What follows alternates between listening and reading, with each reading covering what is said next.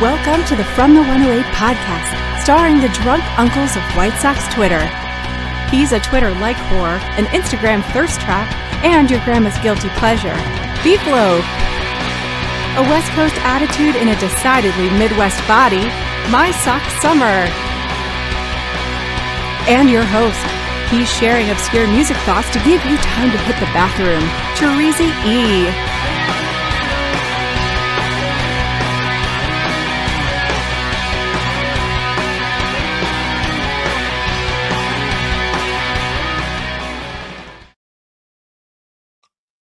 Thank you, Corgan. Welcome to the From the 108 podcast. Get ready for some baseball, beer, and bullshit.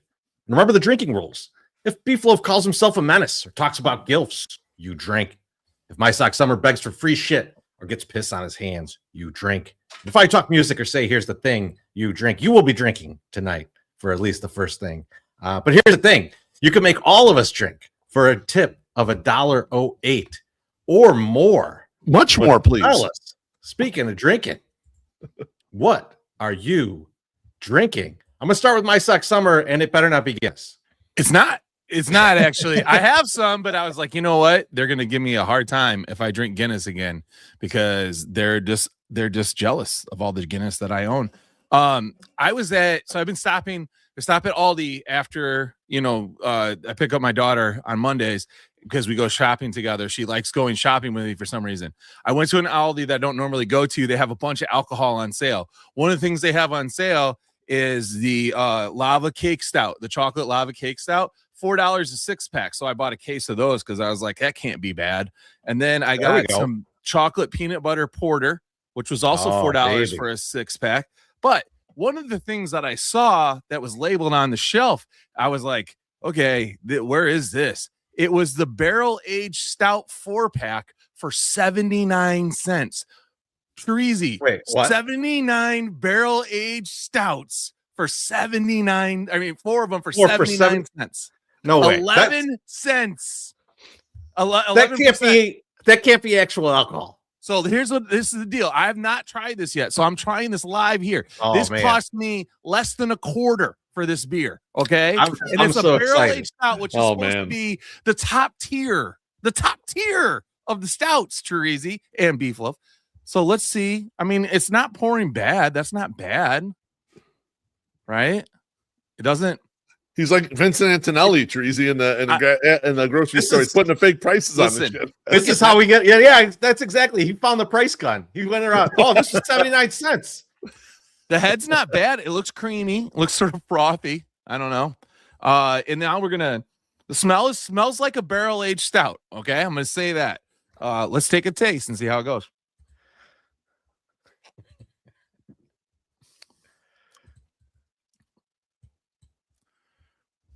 I mean, okay, it doesn't taste horrible, but it tastes like almost like they pumped just a bunch of alcohol into like the lava cake stout and took out like some of the chocolate. It just tastes more alcohol-y.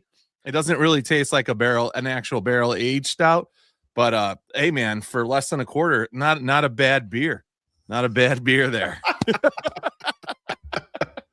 So that's what I'm drinking. I'm gonna drink this one first. Then I'll drink the lava 19 cake. cents. I mean, like you got the equivalent of bum wine for beer, Chorizy. It's basically what I'm trying out here. I like it. You know what, Beef? This is the road back to MSS being a drinker.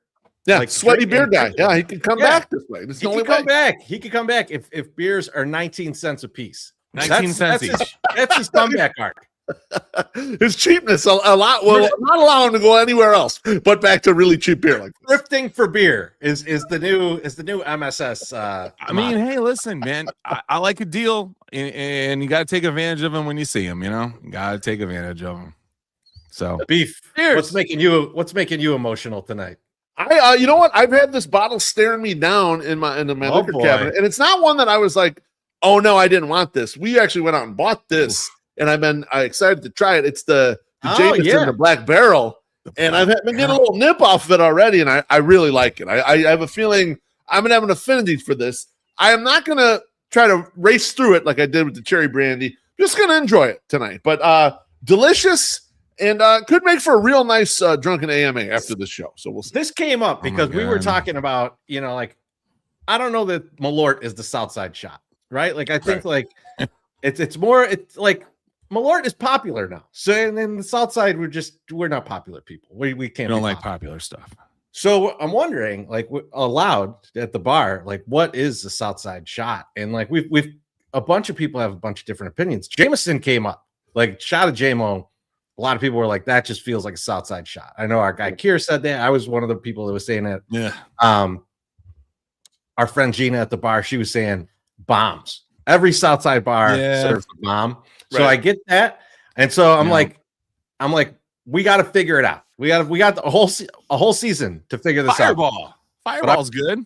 By the end of the season, what's the Southside shot? We're gonna have to determine it.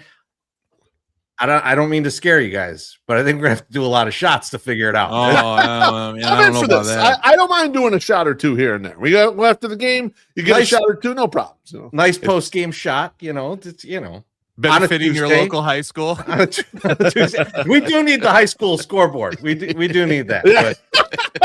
One of many great ideas from our first meeting with Bill. If we can get that at Cork, it'll be beautiful. Guys, I don't know if we want to encourage high schools getting credit for shots. I figured out why he really didn't want to do it. It has nothing to do with that. He's a Mount Carmel guy. He knew all the De La Salle guys would be pouring it on there to beat Mount Carmel. He knew that. That's why he knew we'd bring the De La Salle people in.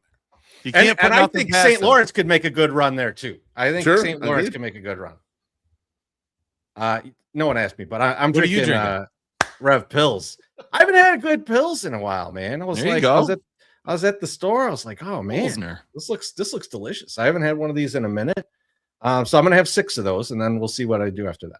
It's a King's beer. It's for Kings, right? A Pilsner. One of the hardest beers to make. Yeah. I mean, I think it's based on where it's from more than who it's for. But if it's for Kings, that's fine. I mean, I grew up on Morgan Street. Let's get a couple. SPF knows what I'm talking about. Get a couple drinks here. Gordo says, cheers, Chorizy and beef. Screw MSS and his drug addiction. Yeah. That's right. Fucking druggy. Oh, yeah, Gordo. I'm not even doing drugs. I'm not even doing drugs anymore. Really. It's pathetic. Drugs are bad. I watched an after-school special about that. And don't do steroids. And you got hungry, too. Ben Affleck's hair falls out if you do steroids. All right. And John says, cheers, guys. It's been a while. Like to give a GFY to my flat tire this morning. Oh no, that's the worst. Terrible. Brutal. Cheers, John. I'm sorry about the flat tire. Cheers, John. That sucks. Hopefully, we got a tire guy. Do we got a tire guy? Well, we do. The guy on Morgan, right? But now, no, I was saying like in White Sox Twitter, like give John a free tire or two. Fuck, man. But that joint over on Morgan. You go over there. You get that thing plugged. And you're out the door in like 5 minutes. It's quick. It's great. It's way less terrifying over there now. So back when me and Beef were like, teenagers, early 20s, man, you knew you had to go over there, but it was an adventure. The way you said that, because I don't doubt that that's true. But this morning on B96, they were talking about prices for opening day stuff at the Cubs game. And they were like giving prices from 1977. And like one of the things was hot dog prices. And it was like 25 cents or 35 cents for a hot dog. And the wife goes, man, that wasn't even that long ago. I was like, that was 50 years ago. Like I'm going to be 50 like soon, right? Like it's 49 years.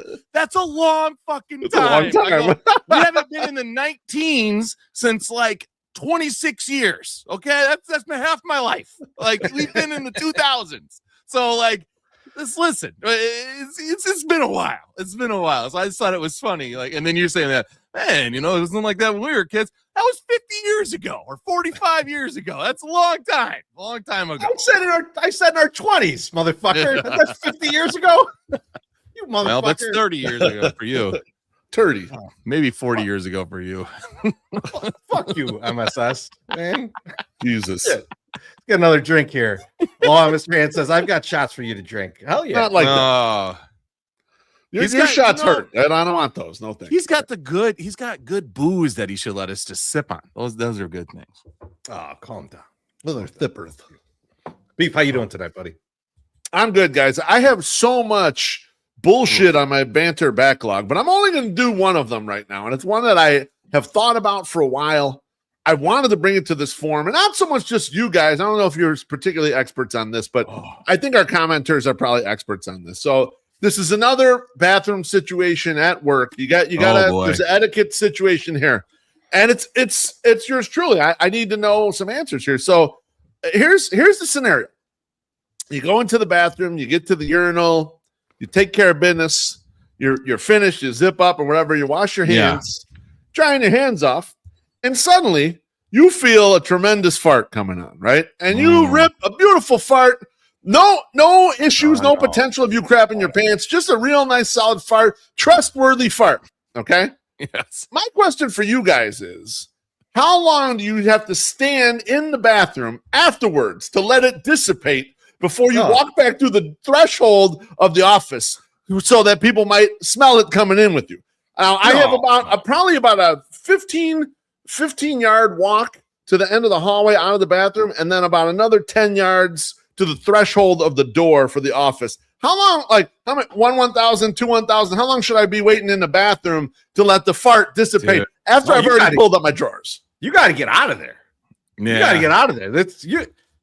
And I'm worried. I was worried you were going to tell me like someone was in the blast radius. Yeah, like, somebody just walked in. You let out a tremendous fart, and your boss what do you say? Right behind you. Yeah, you know, that's what I thought you were going to. No, see, if you move too quick though, Chorizy, that thing is still in your pants, and it's going to come with you to the onto the office. You don't want that. You don't want it. When you walk in, if there's a shit smell that comes in with you, it's not good. Okay. What is dragging this with you? You don't even have an ass. Like how is this in the pants? Pants is what I've been saying. Like in the pants. Yes. I'm not bare ass when I walk back into my office. You knucklehead. In the pants. I'm not sure with you. Those real thick Afghan pants he wears, that trap all the smells. So I'm thinking of like the bathrooms at my work, right? And they got the big, heavy industrial bathroom door. Like, so you're going through that. That's waving air around, and like I feel like you're aired out just walking out of the bathroom. Like, you're carrying this shit with you? No way are you aired out just walking on. So what I'm figuring out is you've walked back in your office and people can smell you just farted. I'm realizing that just by the way you're doing this, Chorizy. No, I don't unaware of how this works at all. I'm not blasting. I'm not blasting sink farts over here. All right, like that's not part of my game. You never fart after you've pissed, not once with your pants up or whatever the fuck, like. Man, I mean, I'm sure it's occurred, and I don't recall it happening at work. Like, I don't recall letting out a big fart at work. Like, oh man, not in the bathroom. Not the scenario you're telling me. Man, I rip ass. I used to rip ass to the bathrooms all the time. I know. When people would walk in, Chorizy's sounding unbelievable right now that he doesn't ever fart in the bathroom when he's coming. No. I did not say that. I said at the sink. You're talking about at the sink. At the sink, yeah. Well, sometimes at the sink or whatever, or urinal or whatever it is. That has never happened to me. Well, I farted at the sink too, Loaf. So you're among friends. Everyone has, except for Chorizy, apparently. It's just what I was wondering first, like where I thought you were going is like when somebody walks in and you just ripped ass, like you have to own that. Like I tell them, I'll be like, listen, bro, I just ripped ass right here. You might want to be careful. Like you got to be nice about that because you're gonna get blamed for it anyway. I mean, it's possible. There's no way you to be polite. So, but what you're saying. So here's what I would do. Is what I would take my hand and I start doing the wave, in the back, like get a little wave behind it, like get the propeller going away. Yeah. Okay. Or even if there's like a stall door by me, just start moving that around and start getting the air circulating to kind of like just fluff it. I just imagine there's someone in this stall. MSS is just hey, stop it. Like I gotta air out my ass so before I go back to work. So now the walk back to the office it should dissipate some of it, but might not be all of it. That's my concern. Like that's why maybe you hang back a little bit, 5, 10, 15, 20 seconds. Is there to let it dissipate? But I like your fan idea. You fan it out in the back and then you get it going. I like that idea a little bit. Because sometimes you might have like a fart that doesn't stink that much. Like if you've been eating vegetables or something, they don't really don't smell that bad.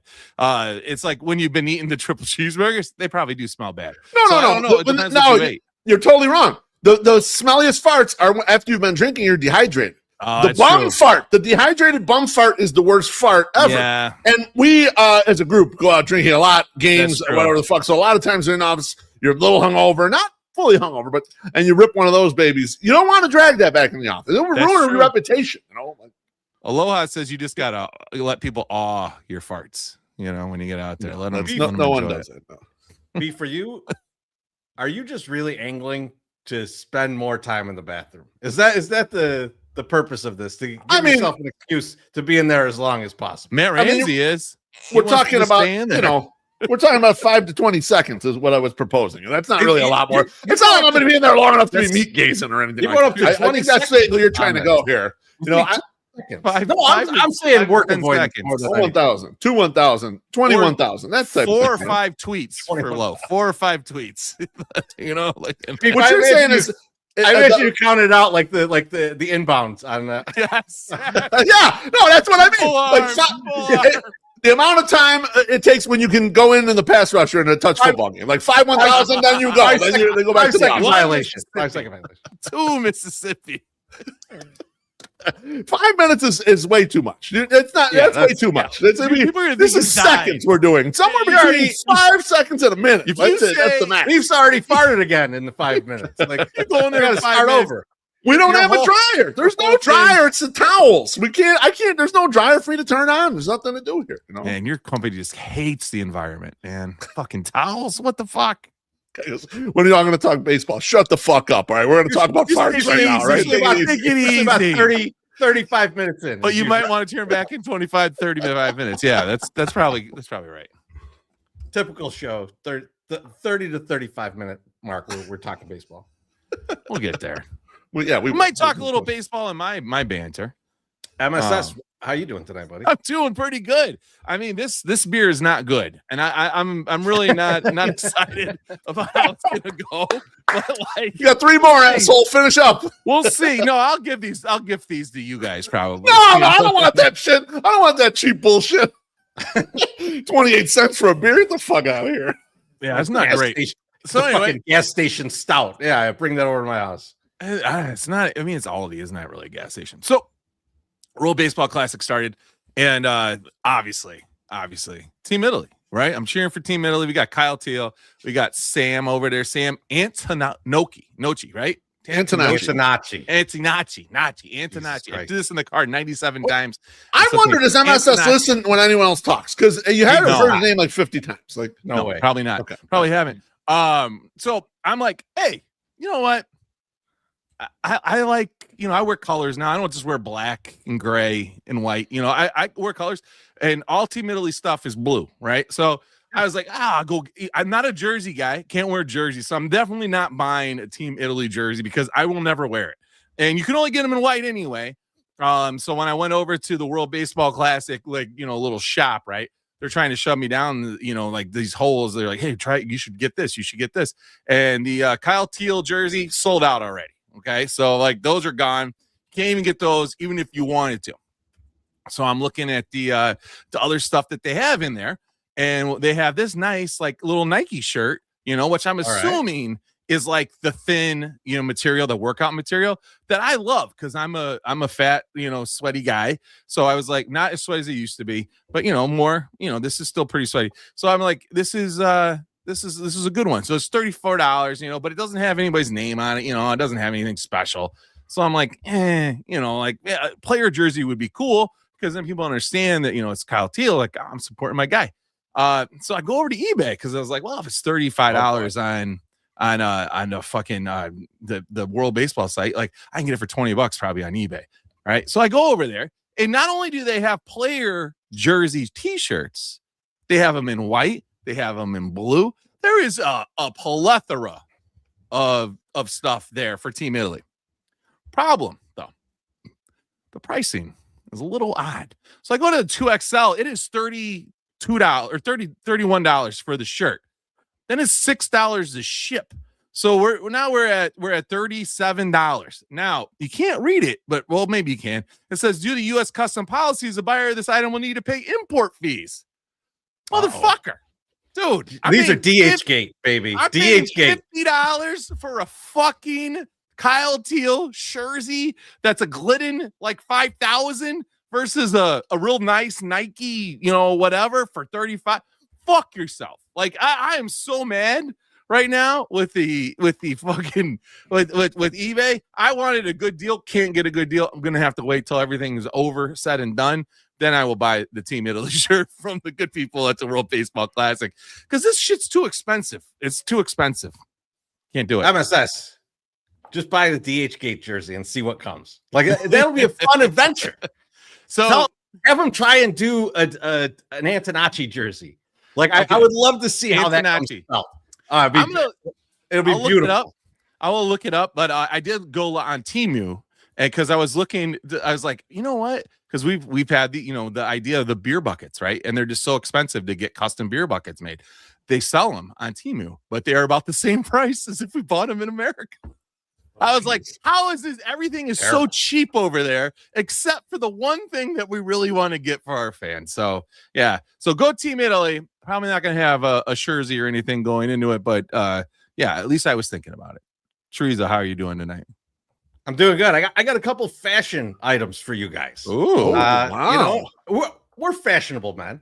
Pretty much, yeah. We all regular guy look, Beef. That's what I got. 100%. Men's pants for men.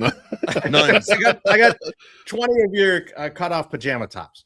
But I saw this. On, and someone was making fun of this Kmart ad from the 90s that says "Get into grunge." Oh, and yeah. It's a bunch of girls, and they're in. See, it's making fun of it, like, oh, Kmart trying to sell grunge gear.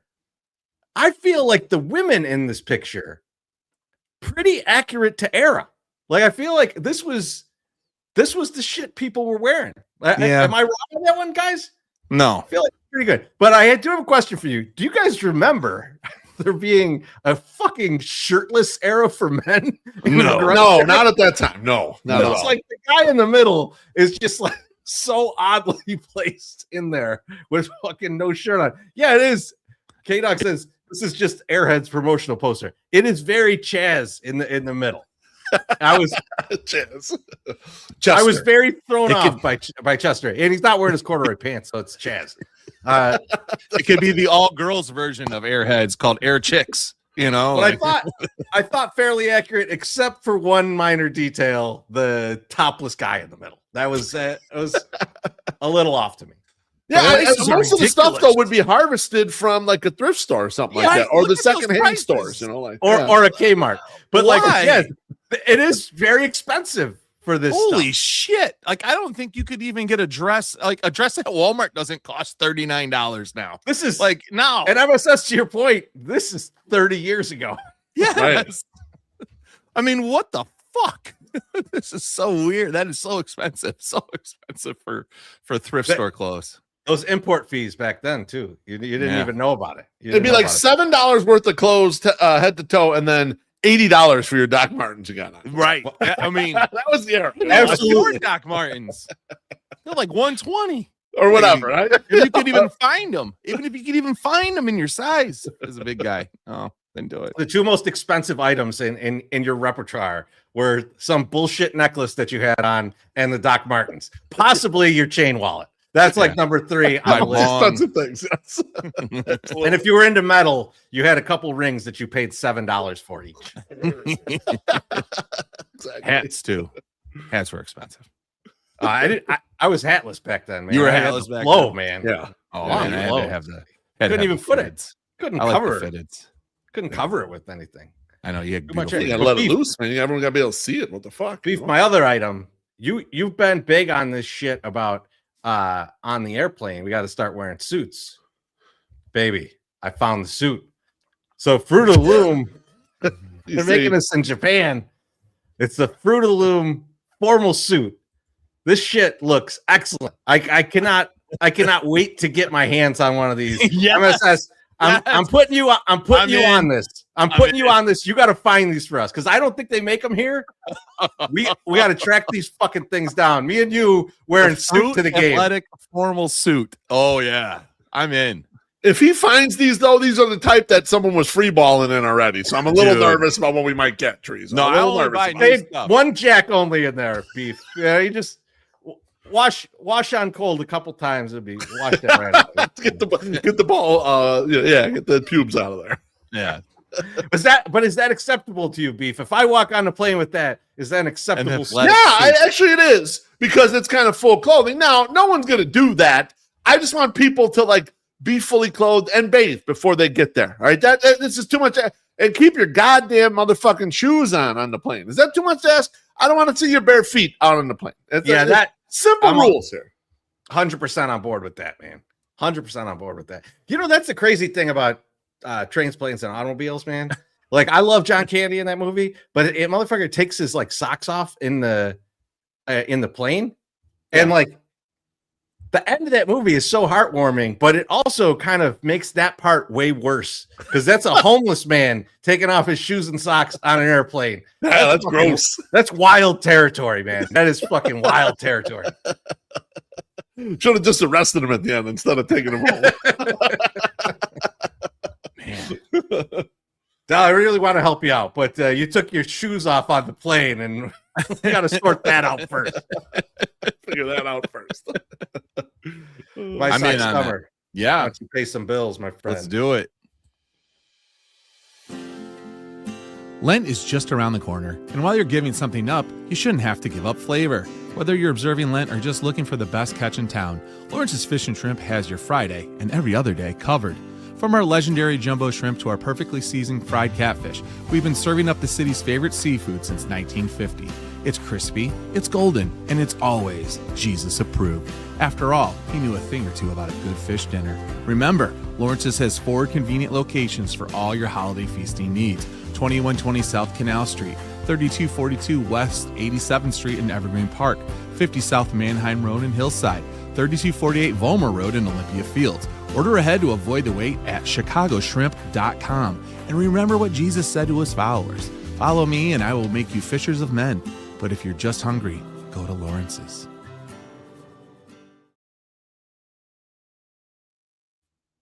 Thinking Japanese baseball Twitter is kind of coming to Chicago a little bit, you know, and I see them on there saying like, I'm trying to get this Sox head, I'm trying to get the Sox thing.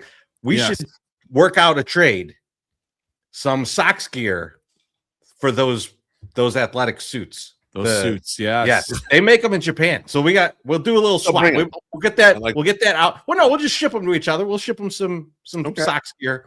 They ship us that back in return. We got to work this out. We'll put it out on Twitter tomorrow. See if anyone. Some of our assorted favorite porns over there. You know, send them some of theirs. They'll send us some of theirs. You know, I think that's readily available on the internet. I think we don't need to. Oh, come on! Everyone likes dead media, chorizo. You're just trying to be able to send this media mail. You cheap. Check out the horny record I'm sending you. You've never seen this before. MSS, not the porn guy though. Jerk off. Not the porn guy at all. No porn. Not the porn guy, but trying to work porn into this trade. Yes, absolutely. I want to see new shit. I want to see some new funny stuff, you know, from overseas. Now, MSS, trying to get cultured. More importantly, I think it's time for a little White Sox talk. Oh yeah. And I put up our guy BeefLoaf. Because I think he's got a few things for us. Yeah. Beef, what do you got for us tonight? I do. It's funny. Right before the show started, you know, I send an agenda around all the time. MySoxSummer's like, you know, Beef, I didn't look into anything on the White Sox section of the agenda. And I told him, I always prepare as if you have looked into absolutely nothing with regards to what we're going to do. So as you're ready for absolutely nothing, MSS, what I want to bring to you guys, I want to have you try and guess a little bit about the White Sox spring training statistics so far. I know you haven't been watching every game or every box score, but I want to see if you have a feel for how some of our boys are doing. So I want to start on the offensive side, and I'll have Treasy guess first. Do you know who the leader in RBIs for the White Sox is this spring so far? Oh man, RBI. Okay, so I'm trying to think of who has 2 home runs just to try and give me a little bit of a grasp. So I'm going to say Austin Hayes. All right. MSS, who do you think leads the team in RBI right now? It's going to be something stupid. And I'm going to be like, who's the second base player? Murray. That guy Murray. It's Tanner Murray. Tanner is that Tanner Murray? Tanner Murray. Yeah. So Tanner Murray's close. Tanner Murray and Lamont Wade Jr. are tied for second with 6. Edgar Quero has 9. No, RBI. I should have guessed Quero because Quero is getting a ton of fucking at bats because Teal's going over to play in the World Baseball Classic, and they were DH and Quero too. So okay, that's it. Yeah, Edgar Quero. Just on the list, a couple more. Antonacci has 4, and then you start with a lot of people that are tied at 3. Chorizy, you were trying to guess who are the guys who lead the White Sox in home runs. So I'm going to throw it to MSS. MSS, who leads the White Sox in home runs so far this spring training? Quero. How about you, Chorizo? I think Hayes and Antonacci have 2. Maybe someone else that has 2, but I'm going to go with those 2 guys. Those ones I know. Yeah, so Chorizo is correct. So Austin Hayes, Sam Antonacci, and the previously guessed for the RBIs, Tanner Murray, all have 2 home runs. Those are the White Sox with 2 home runs so far this spring. Okay. There's like a million guys with not a million guys, it was like a 10 to 12 guys with 1, and then a bunch of guys with 0 there. Let's go to guys who have and this is a minimum of 10 plate appearances, by the way. So if someone just batted one time, we're not fucking looping them in here. Who are the guys you think haven't struck out yet at all this spring training? At minimum 10 plate appearances. Chorizy, you go first. I mean, I could think of all the guys that haven't walked yet. That's probably most of the roster. Haven't struck out. Have not struck out. I feel like I watched this guy strike out. I'm still going to say him. Miguel Vargas. Miguel Vargas has not struck out, I'm going to guess. How about you, MSS? Who do you think has not struck out for the White Sox? I don't want to keep saying it, but Quero sounds like he probably hasn't struck out if he has that many RBIs. But that's somebody. But also Sam Antonacci. I'm going to say this is also not struck out. Sam Antonacci is correct. The other 2 guys who have not struck out, William Bergoya Jr. and also Jacob Gonzalez, former number 1 pick. And they have Antonacci has 18 plate appearances, Bergoya 15, Jacob Gonzalez 14. So pretty good group right there with regards to who has struck out. Now, how about who struck out the most so far? MSS, who do you think has struck out the most out of the White Sox at this point? Mune. You're going to say Mune. How about you, Chorizo? I don't think Mune's got enough at bats. He doesn't have enough at bats. Sosa feels obvious, but I'm going to say Acuna.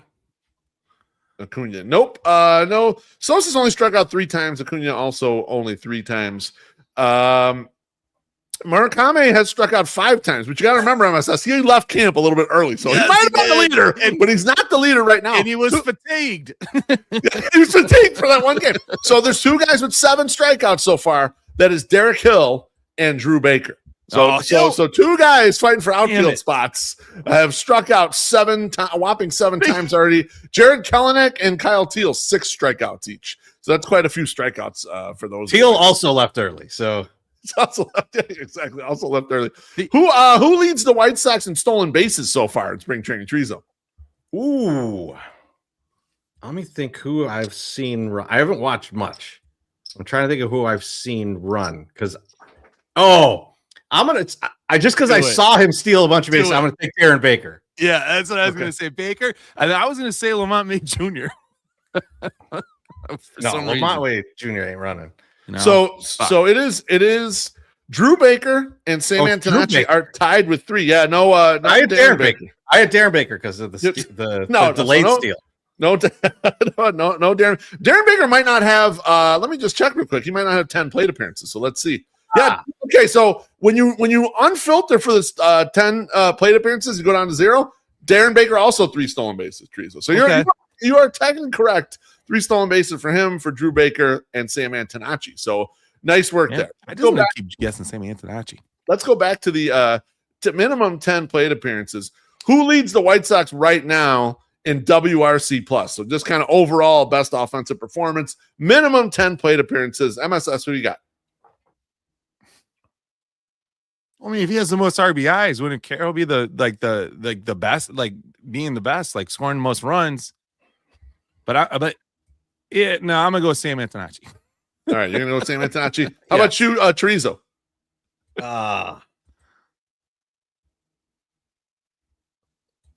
I really want to say Derek Hill, but I'm gonna say Edgar Quero.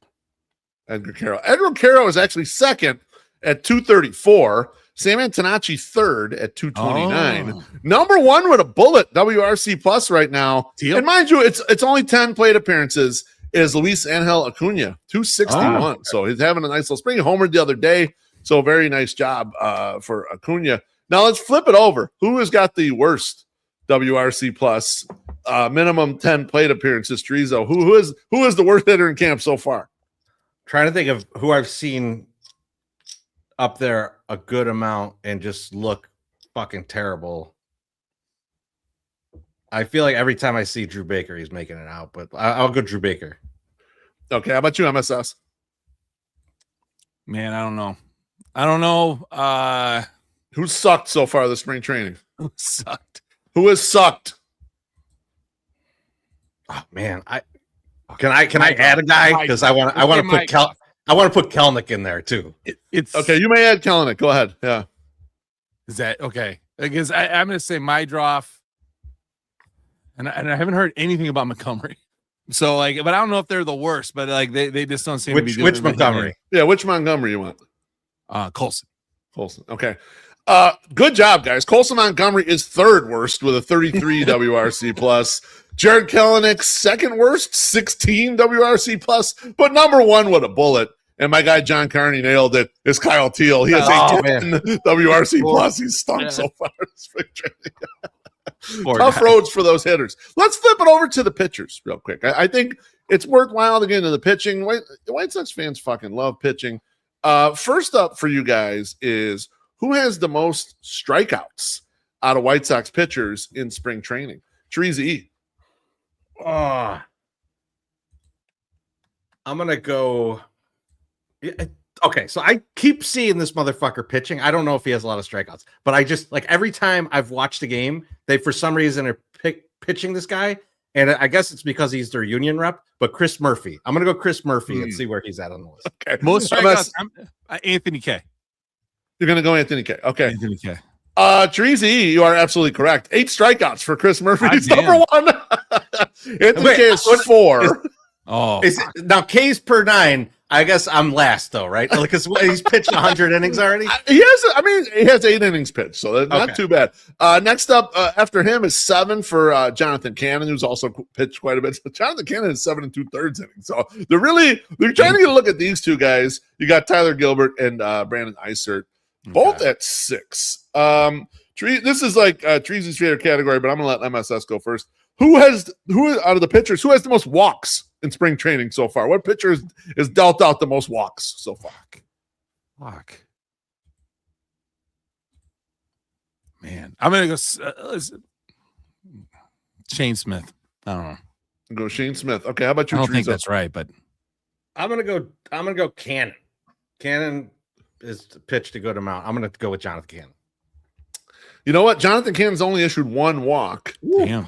Shane Smith has only issued 2. The leader in the clubhouse, Wickleman Gonzalez, 6 walks so far, 3 in the 3rd innings. That's not good at all. And then we have Anthony K and Mike Vassell with 4 each. And now, mind you, tonight's performance doesn't count, so people are putting Sean Burke in there. The stats are not updating real time; these are from as of yesterday. So, if Sean Burke stunk tonight, his performance will be precluded from the information we're precluded.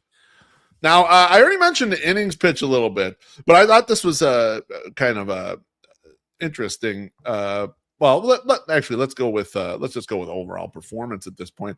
Who has the worst FIP out of White Sox pitchers so far this spring training? Chorizo. Worst FIP. I will go with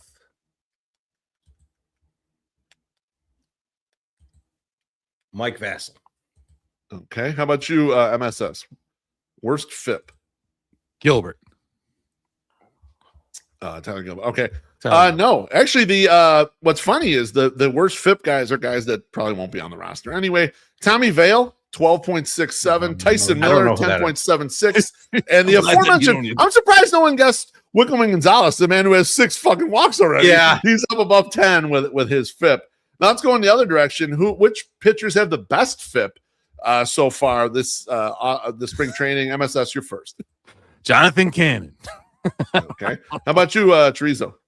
Yeah, guy we haven't mentioned. None of us have mentioned, and I think it's worth a shot here. Tanner McDougal. I'm gonna go Tanner McDougal. Tanner McDougal does have a solid FIP, 2.27. No, the best is a guy who's thrown a third of an inning. His name is Jacob Heatherly. I don't even know who that is. But out of guys who have actually pitched a little bit, Tyler Gilbert and Brandon Eisert are tied. They both have 3 innings pitched, and they have a negative 0.33 FIP. So a very impressive. Addison Coffey and Noah Schultz also in the picture with sub 1 FIPs. Nice performances so far from those guys. And last one I was gonna do, let me see if I can find it. Total pitches thrown. I've got total. Yeah, let's go total batters faced. Who has the most batters faced this spring training? I probably give you a little bit of a hint with the innings pitch, guys. I'm gonna go. It's either Cannon or Murphy. I'm gonna go Jonathan Cannon. Okay, how about you, MSS? I'll go with Murphy. It is Murphy's got 34. Cannon's got 31. What's surprising, we haven't brought him up in any of the conversations yet of any of the pitchers, but third in batters faced so far is Sean Newcomb with 26. So he's got giving him a lot of run. He's giving him a lot of run. He's definitely given being like they talked about it. He's getting a chance to be a starter. We'll see. We'll see if he takes that chance, but what he does with it. He's got a bad ERA. He's got 7.20 ERA, but he really has. I mean, it's like 2 walks and 3 strikeouts. So he hasn't really done much. It's been a lot of balls in play, basically. But I think Beef, like you hear guys talk about, especially coaches, talk about spring training, and like those results, like they're not result oriented for spring training. Like they're looking to see if the guys are doing the things that they want them to do. Yeah. So it's very possible that even though he got roughed up here or there, like that they're seeing what they want to see out of him to be a starter. So it's hard to gauge it, especially when how erratic an ERA could be in such a short amount of innings. Yeah. But also working on things too. Right? I don't think he's going to go out there and try to do this fastball or try to do this off speed or try to hit this. Or also, Chorizo, he's not going to be in the rotation. I mean, they kind of have the rotation. That's what I said. I said he's not going to be a starter. We're going to let you pretend we'll let you cosplay. You're going to be a starter, but you're not actually cosplaying. So enjoy. We have to cut Eric Petty for you to have a chance. Yeah, he'll have to retire like Drew Dalton did for you to have a shot at me in this rotation. Next up, so we're done with spring training stats. I do want to go through those with you guys. Something I thought was kind of fun. I'm a longtime subscriber to the Joe Sheehan newsletter. He has been nice enough even to come on the Au Jus. He was on there with me last year talking some White Sox. Yep. Good guy. He released this week his top 75 overall players, and then his top 30 players at each position and top 75 starting pitchers. And so I thought it might be a good idea to kind of go through where our White Sox rank in some of these lists and kind of get your feedback from this situation. So first up, the top 75 players the White Sox have on the list. Nothing, absolutely nothing. They took what was in the box from Hero-san, Chorizy, and they were so stupid. There's not a single player on the top 75, which shouldn't actually be that big of a shock. Because I feel shocked. ESPN had the top 100 list. They had no one on that list. So I was like, oh, it's probably not going to be anyone. I checked it a couple times, researched, Control F, White Sox, nothing on that tab. So unfortunately, they don't make it at the top. I mean, it makes sense because even if you like some of the players that are on the Sox, for a guy like Joe Sheehan, there's simply not a large enough sample size to put them into that ranking. Like it's just it's impossible for a guy like him, for his brain to allow that to really get in there, unless it's some known superstar that's come up and just like annihilated the league. Yeah, no, that absolutely true. But also he does have a mind of like he's capable of thinking on the come with the players. And also he is the first guy, like if a guy starts showing age, to kind of push him down in the way he thinks about players and forecasting, projecting stuff. And so to me, I agree with you with that. I think there's a lot to be shown still by a lot of White Sox players. And so, yeah, no one being in the top 75, not a shock to me. Let's grab this drink here real quick. Our guy Chuck, he says, looking forward to seeing the crowd at the home opener. Cheers. Cheers, Chuck. Cheers. Chuck, bless you. I'm going to bring you a nice barrel-aged can of beer, Chuck. You can have right before the game. Can't wait for it. So first up, our catchers. The White Sox have 2 hot catchers. Pulling up the graphic, Joe Sheehan has Kyle Teel has his number 6 rated catcher overall. And to back that up, he's got Edgar Quero as his 14th rated catcher. So the White Sox have a treasure trove of catching talent, 2 in the top 15. Teresa, what are your thoughts that they got 2 catchers this high up in the rankings for Joe Sheehan? I mean, just looking at, can you pull that up for just a second? Yeah, absolutely. We'll leave the list up. Seeing Kyle Teel between Alejandro Kirk and Shea Langoliers is awesome. Alejandro Jizz. Like that, like if he could be like one of those guys, one of those 2 guys, I'd be so happy. Like that would be great. I hope that's what we get. Edgar Quero being in the list, it's just awesome that there's a second White Sox in that list that high up. It's incredible. So I'm happy on that. So yeah. MSS, are you overjoyed, my friend, or what? I mean, obviously, you know, I got my Paisan up there in the top fucking 10. That's awesome. That's a good thing. But the how is Sal Perez continuing to get better as this goes on? Is there a bunch of catchers that like retired or something? He's catcher adjacent. He's catcher adjacent at this point. Yeah, it's a tough position, and truth be told, like the amount of power that he has kind of like carries the profile at this point. Okay. Like the fact that he's still jacks homers at a great rate. I mean, that's what he does. I mean, he's old at this point. Like, fuck, he would have been way up this list before. And Sheehan even mentions like he does downgrade a little bit the framing. He feels like catcher. He feels like fooling is in his ranking is a little bit lower than it might be at Fangraphs or some of these other places. So the framing and it's going to go away to a certain extent too with the challenge stuff a little bit.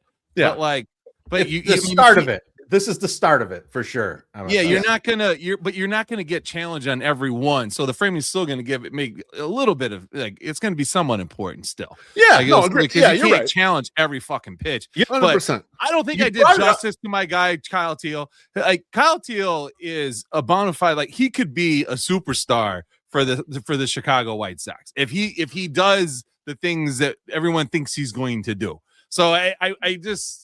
It's awesome to see other people see it, and it's also nice to see 2 catchers in the top 15 there with this guy who knows a lot about baseball. And like when we used to have catchers that we were like, oh, we're gonna have so many catchers, we have nothing to do, and all of them sucked. So they have 2 guys that seemingly got developed somewhere else, and they came over to us, and they're great, and we don't really have to fuck with them. Like, let's just keep this rolling. Let's keep it rolling. I like it.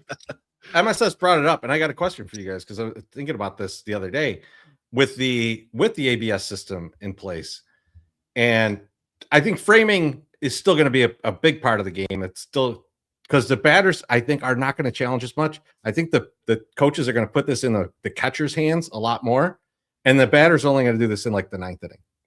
But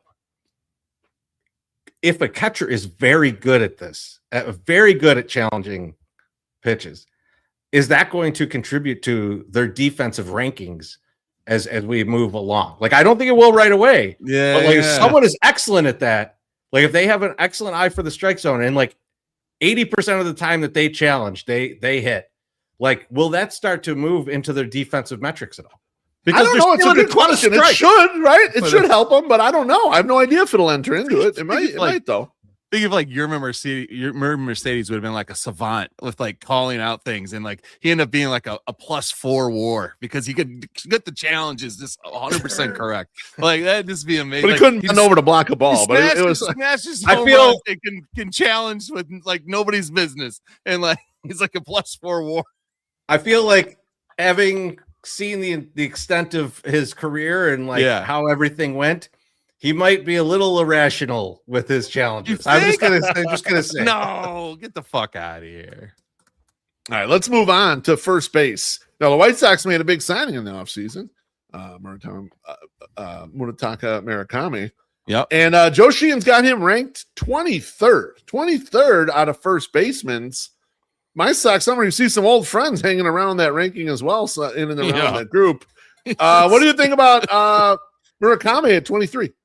I mean, he has all of the reasons to improve where he is at, right? Like has zero expectations clearly here when he is 2 places above Jake Berger. Like, I mean, I really hope that he's a little bit better than Jake Berger at first base. So I don't know. I think that he's like, I don't know. I just think that he has a lot of like chance to just go big. And I think he can. And I'm not even missing out on Andrew Vaughn being 27th because that guy sucks. So I mean, Murakami has got to be better than fucking Andrew Vaughn by far. And I think they're just starting him low because they don't really know what he's going to do. But I think he's going to be up there. So I think this is a very cautious first ranking from Joe. I think he's only going to go up after this. Teresa, what do you think here? So it's funny because he's smack dab in the middle of the I don't know kind of category. Like that starts with Christian Walker and goes down to like Andrew Vaughn, right? Well, it's funny. Number 30 is cut off. That's Gavin Sheets. I apologize. Gavin Sheets got cut off, but he is number 30 on the list, like in the graphic here. I apologize. I might have to cut you off for doing that. That's it. But think about the people around this area, right? Like I'm a guy like looking at Christian Walker in fantasy leagues and going like, maybe, like that's still a great field for him to hit in. Polanco, it's weird because it's like, how much are you downgrading Polanco because he's playing first base, right? Right. Yandy Diaz is in that. Pavin Smith is in a similar position to Polanco. Jake Berger could hit 30 home runs. He could strike out 300 times. Like you don't know. And so like him being in the middle of this makes sense when you're thinking about like being a prognosticator and trying to determine where this guy lands in this. He ends up in the middle of this kind of mess.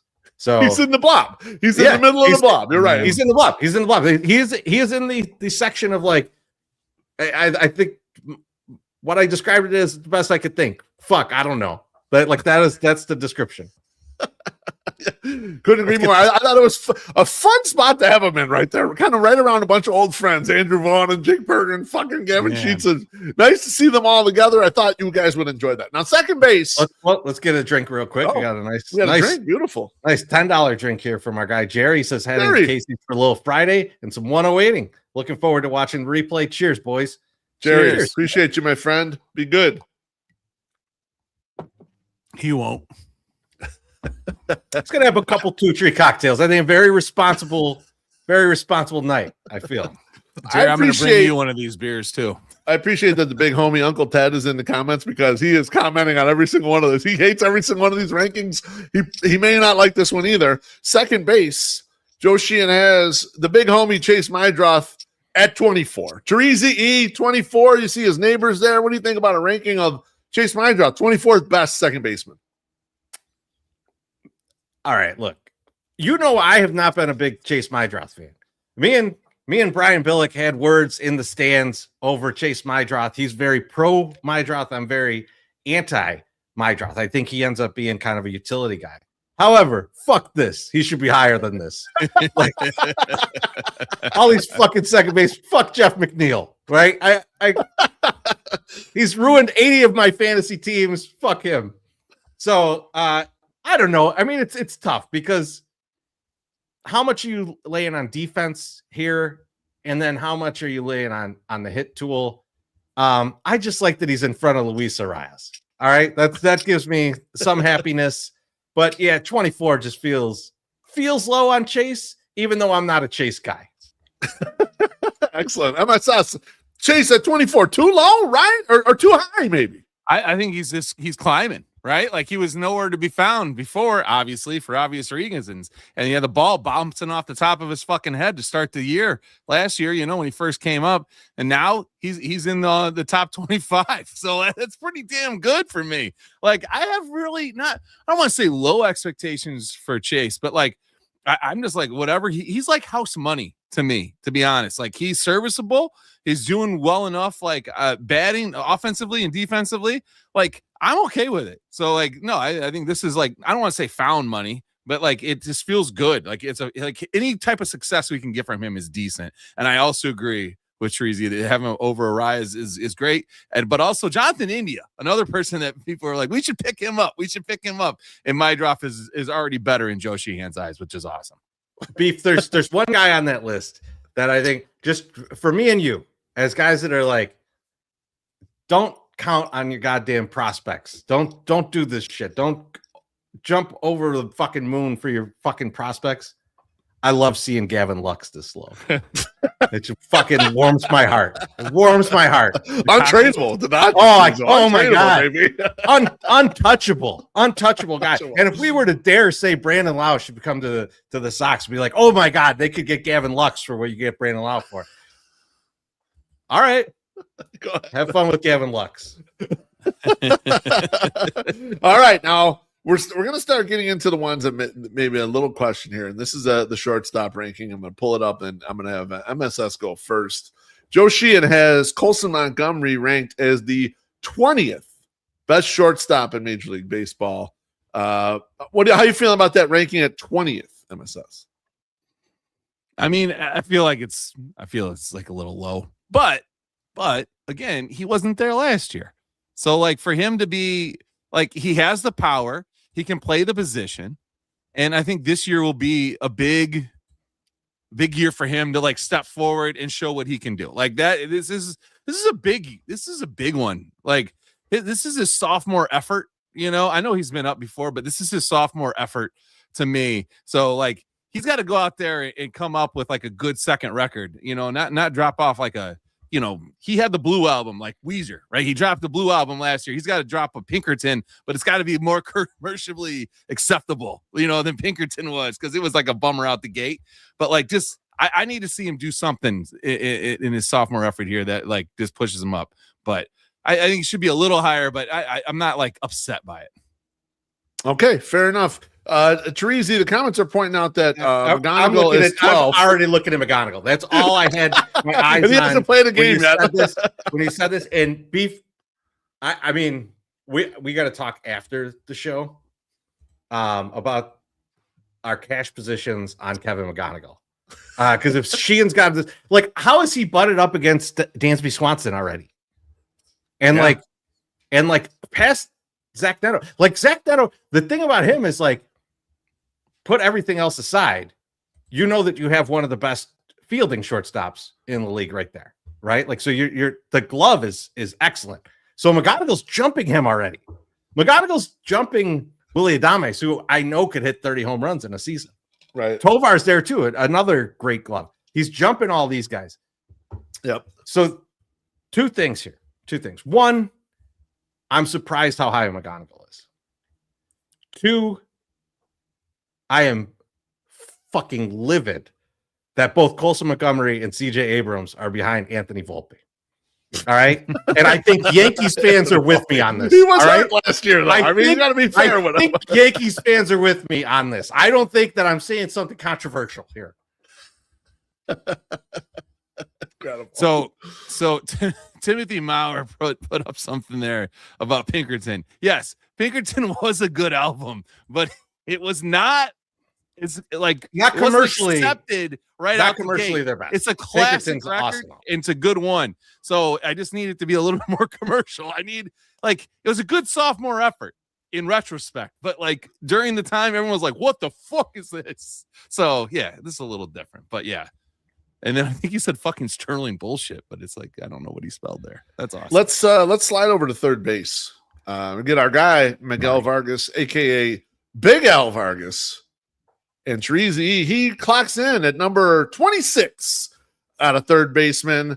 How you feeling about Miguel Vargas as the 26th best third baseman according to Joshi? I don't love this. That said, he didn't do himself any favors. Third base is a tough spot, but like Ryan McMahon, I mean, like Brian Hayes, I get because he is incredibly good on defense. Royce Lewis, when the 10 games he plays, he's gonna knock the shit out of the ball. Like it's gonna be incredible. There's a lot of guys on here that like I get why he's behind.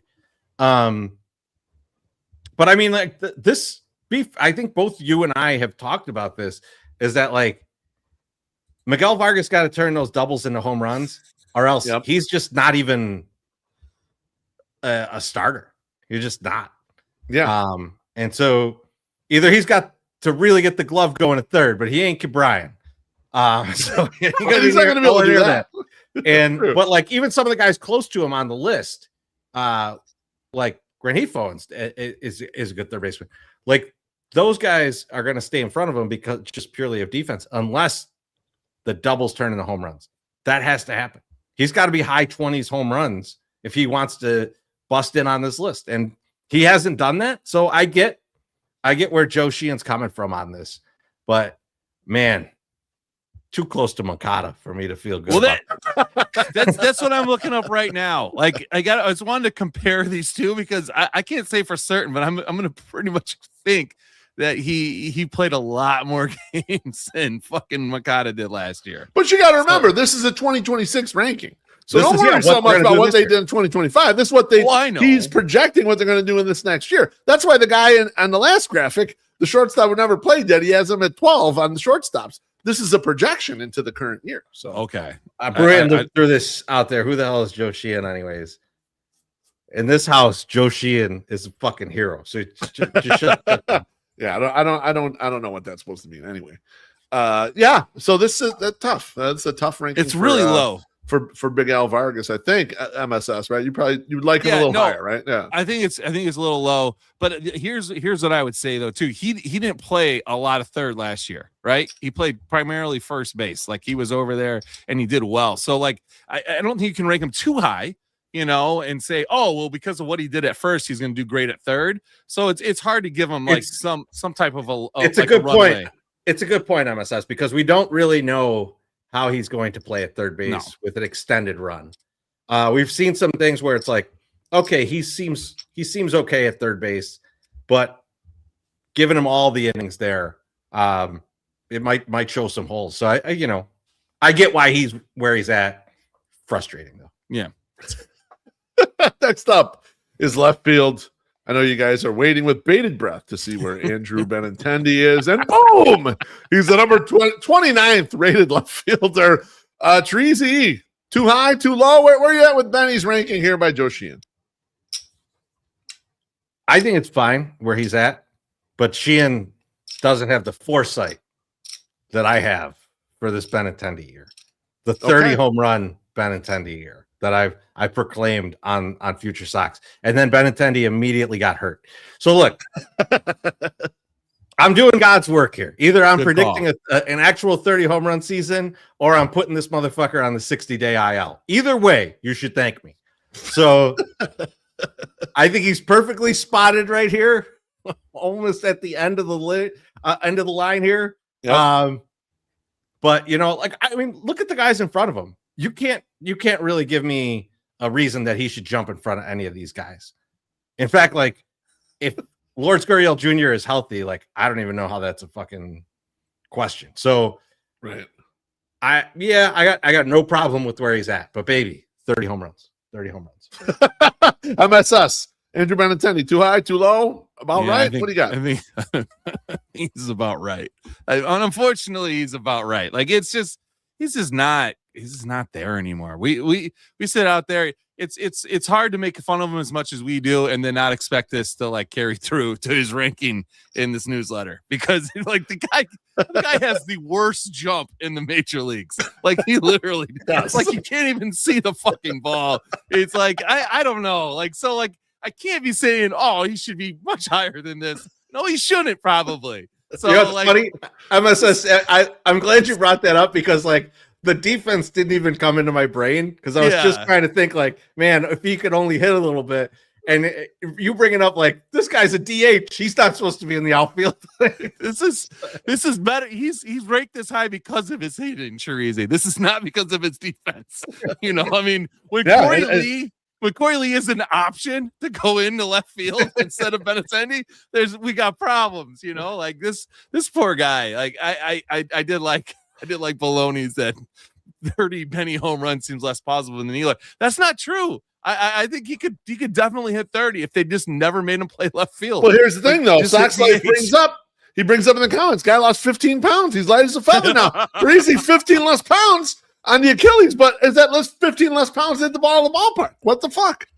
Was he fat? Like I don't. No. Like I'm more worried about him being emaciated now than anything. Like, yeah, I mean, he was not. I don't want to say he's chunky, but he looked like he had some stock to him, but not. Yeah, he's got to because he's 5'2". Yeah, if he's gonna little. hit the ball out of the park, he's got to have a little bit of ass and legs. He's a chunk monk. Small. They had that picture at the boys' club. He looked the same size as the kids when he was in that fucking picture. There was a 14-year-old 2 inches taller than him. That's what it is. So, all right, let's get to center field. You guys had no problems with left field. You guys kind of thought Andrew Benetti sucks that bad. You think the guys have been underranked so far, so it's time to bring the center fielder up. And the center field graphic reads like this. And is it cut off? Can you guys see the bottom of that? No, I can't see. I can see 35. So number 35 is Brooks Baldwin. There you go. Okay, now we got it. Yeah, the banner. Once the banner's down, you can see it. Yeah, and then number 30, we have Luis Angel Acuna. So, boys, what do you think about the center field rankings? Chorizy, a little curious to have two guys in there. Yeah, these guys are ranked too high. I mean, I do love that, like, Justin Crawford and Chase DeLauder Beef are also in that Rookie of the Year running. So yeah, it's I don't know. It's tough to see these guys here, but like it'd be so funny if the Mets fucked up so bad that Jose Siri, Luis Angel, like Acuna, and even Nimmo are all just better this year than Luis. But I don't know. This seems right. It's sad seeing Cedric Mullins at 31. That's like my main takeaway. Yeah, it's kind of over for him. He was traded at the deadline and he stunk. And again, prospect towns, Jason Dominguez, 32. All right. So although I kind of feel like it's interesting that Dominguez is being listed as a center fielder here. We'll see if that's where they end up playing him. But but yeah, I mean, like, Acuna's not played this position. Right. Baldwin's barely played this position, and they are most likely going to be the platoon. So I get why they're at the bottom here. But this is, let's not overstate what they're going to be. So I'm fine with where they're at. Now, let me pull this comment up. Uncle Ted says, Doyle's the top 10 glove alone, platinum 4-WAR center fielder. I agree, Uncle Ted. When I saw this list, I was shocked that Brenton Doyle is all the way down at 19. Some of the guys that are ahead of him, like Luis Robert Jr. is at 10. Andy Pies is at 9. I was sort of like, Sheehan must be really overweighting the very bad season Doyle had last year. But before that, he was a terrific glove, man. Yeah, he was horrible last year, but his glove has been tremendous. So I was very surprised by that. And MSS, what about our boys?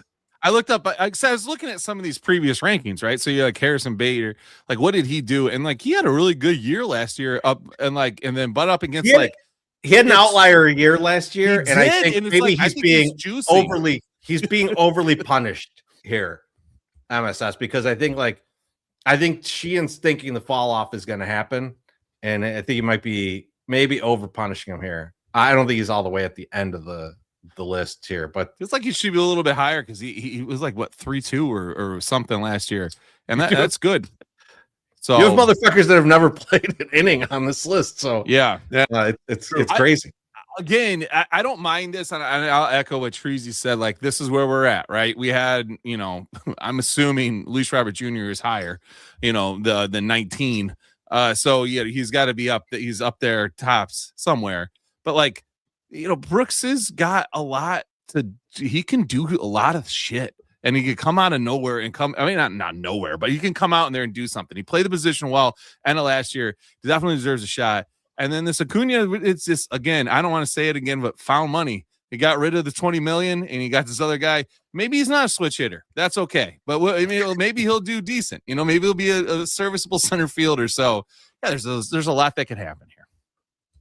All right, let's switch to right field when we get to Austin Hayes, who was one of the big offseason acquisitions for the White Sox and MySoxSummer. Austin Hayes pulling in at number 27. What do you think about that ranking for a little Austin Hayes? Why didn't we keep Mike Tauchman? I mean, Jesus Christ, he's right there, right above him. You know, I don't know. Oh, I don't know. I mean, I don't know. I really don't know. He's probably where he should be. It's just, I don't know. He seems like he's serviceable. He can play the position. I don't think he's gonna be anything special. I don't think anyone's expecting him to be anything like go crazy. So yeah, fuck it. I don't give a shit. You've said that about like 7 guys. I know. I don't really. I mean, what am I? I don't know. They kind of stink, but I think they'll be better. They're gonna be okay. The people that I have feelings about, I'll tell you. I will tell you when I have something. This guy, I don't have a lot for him. Like I don't know. I just don't care. It's just Teresa, what do you think about Austin Hayes, number 27 right fielder baseball? I'm really nervous about Austin Hayes this year. Okay, and I'm worried about Austin Hayes because for 2 reasons. One, the entire fucking league thinks he's a left fielder and not a right fielder. Yep. The entire league thinks he's weak side platoon guy. And the Sox are going to double down and put this guy in right field and play him like every day. And like there's a risk of overexposure here that could make this very bad. And I'm worried about that. I would love if Austin Hayes proves everybody wrong and he could play right field all along. He's got the arm like he talks about. He's got the arm to play and he goes out there and maybe doesn't put up good numbers against right-handed pitching, but has power numbers against right-handed pitching, right? Like all of that would be a lucky surprise. Beef, I don't get a lot of fucking lucky surprises, all right, when I watch this team. So I'm assuming that it's just going to be us sitting in right field going like, he looks overexposed. He looks like they probably should have made him the platoon with Benny over there and got a right fielder. An actual. I think that's. I think by like May we're gonna be kind of saying that. Like mid-May we're gonna be sitting there looking very fat on TV, nodding along, going, "Yeah, this guy should probably be in left field." Love it. Next up is DH. And the White Sox have nothing, absolutely nothing in the list. There are 20 DHs. They don't have a single player ranked in there, so nothing to show there. The very last of the Joshi. This is interesting, though. I think the DH piece is interesting because I would assume that Quero's getting a lot of those at bats, but he's obviously in the catcher side. Yeah. So I'm not mad that there's none in there because there's not really a DH on this team. Right. Yeah, I'm going to say that on the DH list, the 20 players, like you see guys who are hitter first players that are mostly going to DH. Ohtani, Yordan Alvarez, Kyle Schwarber, Christian Yelich, Brent Rooker, Stanton, that type of players on George Springer, old guys who can't move anymore but still hit. Like that type of guy is all over the list. So the Sox don't really have that guy, in my opinion. So I would love to have George Springer in right field. He'd be like at late stage Jermaine Dye. Wouldn't matter. It wouldn't matter. I wouldn't care. Last up is starting pitchers. Do you guys think the White Sox have any starting pitchers in the top 75? Maybe one. Maybe one is right. Actually, top 100. Sorry, it's top 100 pitchers. That is Shane Smith at number 78. MySoxSummer. What do you think about Shane Smith? 78 best starting pitcher. I mean, it's a lot to be desired, but he had a good year by White Sox standards last year. But overall, yeah, I mean, this is probably exactly where he should be. Like it's sad, but like that's where we're at right now, and we kind of knew that going in. He's just not. We don't have great starting pitching. So, yeah, no, I don't see a problem with this either. I agree with Uncle Ted. Like that young man's going a lot earlier than Shane Smith in any of the fantasy drafts I've been in. So I'm not sure. I guess maybe Smith's durability. Teresa, what do you think about Shane Smith, number 78? Oh, I mean, like I'm happy to see him here because there's a lot of guys I like around this group, right? Like MI is an interesting player. Zach Gallen's in here. Andrew Painter. there's some interesting guys right around the Flaherty's there, like who I've liked for a while. Schlittler, which was mentioned. So like I like a lot of the guys that are in this group here. So him being in that group, I like, and we've talked about this at length. Like, I think we all like Shane Smith. I think it's undue pressure to make him the ace of this staff. Right. And so like you can look at this upset that like our ace is 78th on this list, or you can look at this happy that like the guy we drafted in the Rule 5 last year is fucking 78th on this list. Like, so I think like I tend to use the second version of that. So I'm not mad about it. Yeah, I agree with you. It feels like found money, and 78 on a list like that is solidly a number 3 starter, like in Major League Baseball. That's like in the number 3 starter range. That's nice. That's a nice, decent pitcher. You'd like to have some guys above that out of the group, but for Shane, that is very nice for him. I would totally agree. We talked about this in the hot tub 6 months ago, like, because we were like, oh, is Shane Smith going to be the opening day starter? And we're like, he shouldn't be, because they should get guys to put in front of him. They did not. They will be. I don't know. After reviewing those lists, I feel a lot better about my under 68.5 win bet right now, Chorizy. If we don't have anyone, you got 2 players that are top 20 at any, or top 15 at any position. That it's tough. It's tough. So we'll see how it goes. Maybe a lot of bumps here. I feel like we might need to get a McGonigal position. I feel like we might need to be on that, Beef. I feel like we'll talk after. Sounds good. That's all I got, boys, for White Sox. Good shit. That was very nice. Love it. It was a lot of fun. It was good talk. Good. And MSS now realizes how bad the team might be. It could be. Could be. We're going to need a lot of surprises on the pitching side. That's for damn sure. We're going to need some tickets to pay off. But you know what time it is? It's time to pay some bills. They say the best things in life are a gift from above. Now we know Jesus walked everywhere he went, but if he were looking for an upgrade today, he'd be pulling into Mazda of Orland Park. Why? Because a Mazda is built for a higher standard. With beyond standard safety features, you get a little divine intervention on every corner. And our iActive all-wheel drive means you're always on solid ground. No walking on water required. Need to transport the whole ministry? The Mazda CX-90 has 3 rows of premium seating, giving the apostles plenty of legroom and enough cargo space for all the loaves and fishes you can carry. It's elegant, it's humble, and its soul of motion design is truly a blessing. Visit Mazda of Orland Park at 8910 West 159th Street in Orland Park. Schedule a test drive online or by calling 708-444-3200. Experience the drive that's truly heaven sent. Mazda of Orland Park. Higher standards, heavenly rides.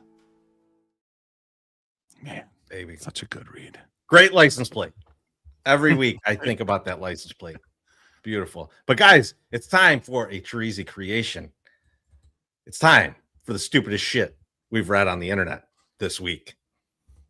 And mine is actually listened to on the internet or watched on the internet, but we'll get to that in a little bit. What I want to know first, you're going to lead off, is BeefLoaf. What is the stupidest shit you've seen on the internet this week? What's funny is the stupidest shit I saw on the internet was something that is from 2025. I realize that often in this segment, we go for the most ludicrous thing possible with regards to real life, things that are absurd, things that would be totally unexpected by us.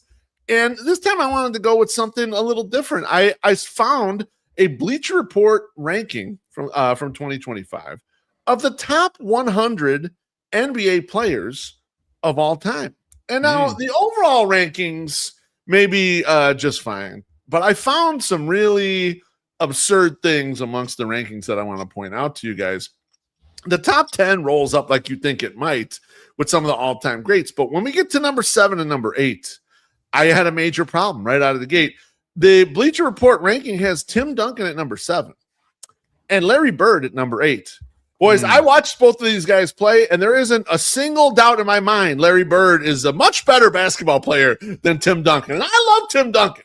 Am I out of my mind here that Larry Bird should be above Tim Duncan in any ranking whatsoever? Beef, I think too many people only remember late stage Larry Bird where he was purely a shooter, right? Yeah. Where he's just jacking threes, and it's like Larry Bird, one of the greatest 3-point shooters of all time. Like weird ass looking shot, but like beautiful. Yeah, this but you forget the early Bird is an all around dynamic, fucking absolute beautiful hillbilly of a player out there. Yes, it was incredible to watch this guy play. He's big motherfucker too, right? Like, so he's good for that NBA era of bruisers, and he gets in there, he'll be bashing around with guys, playing tough D. Like, I think like people forget that because he played long enough that there's that back end of his career where he's still just that really solid, go-to shooter type of guy. But man, he was way more than that. And I think people forget about that. And that hurts him there, Beef. And you think about Duncan. Duncan is like in the premier time of the NBA on TV, right? Like this is when it really took off. Post Bulls, mid Bulls to post Bulls, like, and that's Duncan's era. And like everybody played with Tim Duncan on the fucking video games and shit. No one's playing fucking little Bird versus Jordan shit on the Tiger Electronic. Like this is a different era. And so I think that helps Duncan, but it shouldn't. It's just not the case. MSS, what do you think about that, man? What do you listen, they both played an incredibly long time in the NBA. So like Tim Duncan went over okay. So I wanted to look him up, and I looked him up on Basketball Reference, right? So Tim Duncan played almost he played almost 20 years. Yeah, he played almost 20 years. He played 500 more games than Larry Bird. Yeah. And but see all the other stuff. I mean, he won more championships. He was he had more first team All NBAs. He did not have more MVPs. No, because prime Larry Bird is so much better than prime Tim Duncan, and that's kind of my point here. Bird's back was ruined.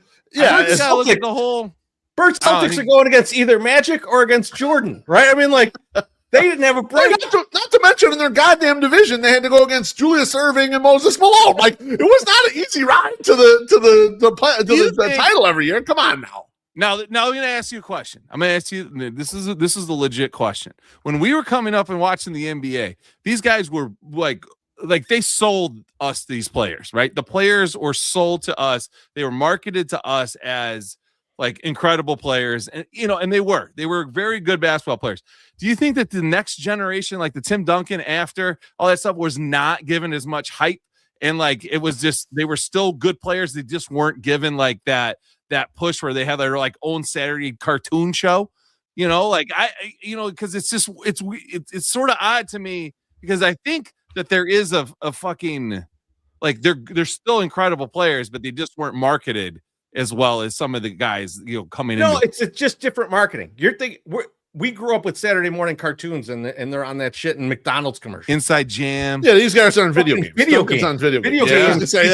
These guys. I don't think it has shit to do with it, to be honest with you. I think it has nothing to do with it at all. Right. No, all of it's. But what's funny is the beginning of Bird's era, the NBA Finals wasn't even on regular TV. That shit was on tape delay. That shit would come on 11 o'clock at night. So if anything, those guys got way less exposure than the Tim Duncan era, where the shit was on TV goddamn constantly. Sox Life in the comments says, who was 9 and who was 6? So that's a great question. Sox Life, number 6 is Shaq. So that's a tough one to argue for me to put Bird over him. I think Bird more skilled player, but Shaq very fucking dominant. And number 9, Wilt Chamberlain. So I think those guys all belong kind of right in that group right there. If I was picking a team, I mean, it'd be tough. In Wilt's era, you're picking Wilt, but Bird belongs in there. I don't think Duncan belongs up in that group. Duncan has a lot of hardware, but he has a lot of good teammates. He had an all-time coach. There's some shit that goes along with it. It's just I don't know. He's Larry Bird as good as Bird. I'm sorry. Larry Bird had good teammates and a great coach. I don't. What the fuck? That's a non-starter. Who was his coach? Name his coach. Name his coach. Larry Bird's coach. Red Auerbach. No, it was Casey Jones. How dare you? Red Auerbach had years before that. Oh, he brought him in. He brought him in when he was early on. But what the fuck? If you think he wasn't doing anything back there, come on. He had good supporting cast. He had a huge. He didn't have a David Robinson on his team. Bro, like you can't make Evan McHale. They traded for Robert Parrish. He wasn't shit, and then he became good when they came in there. Like, come on now. That's the fuck out of here. They were a stacked fucking team. They were a loaded team because of Bird. This is how you think about the Bulls too with Jordan. Oh, the Bulls were so good with Jordan. I agree. So you got Jordan. I agree. All right, that's one outrage.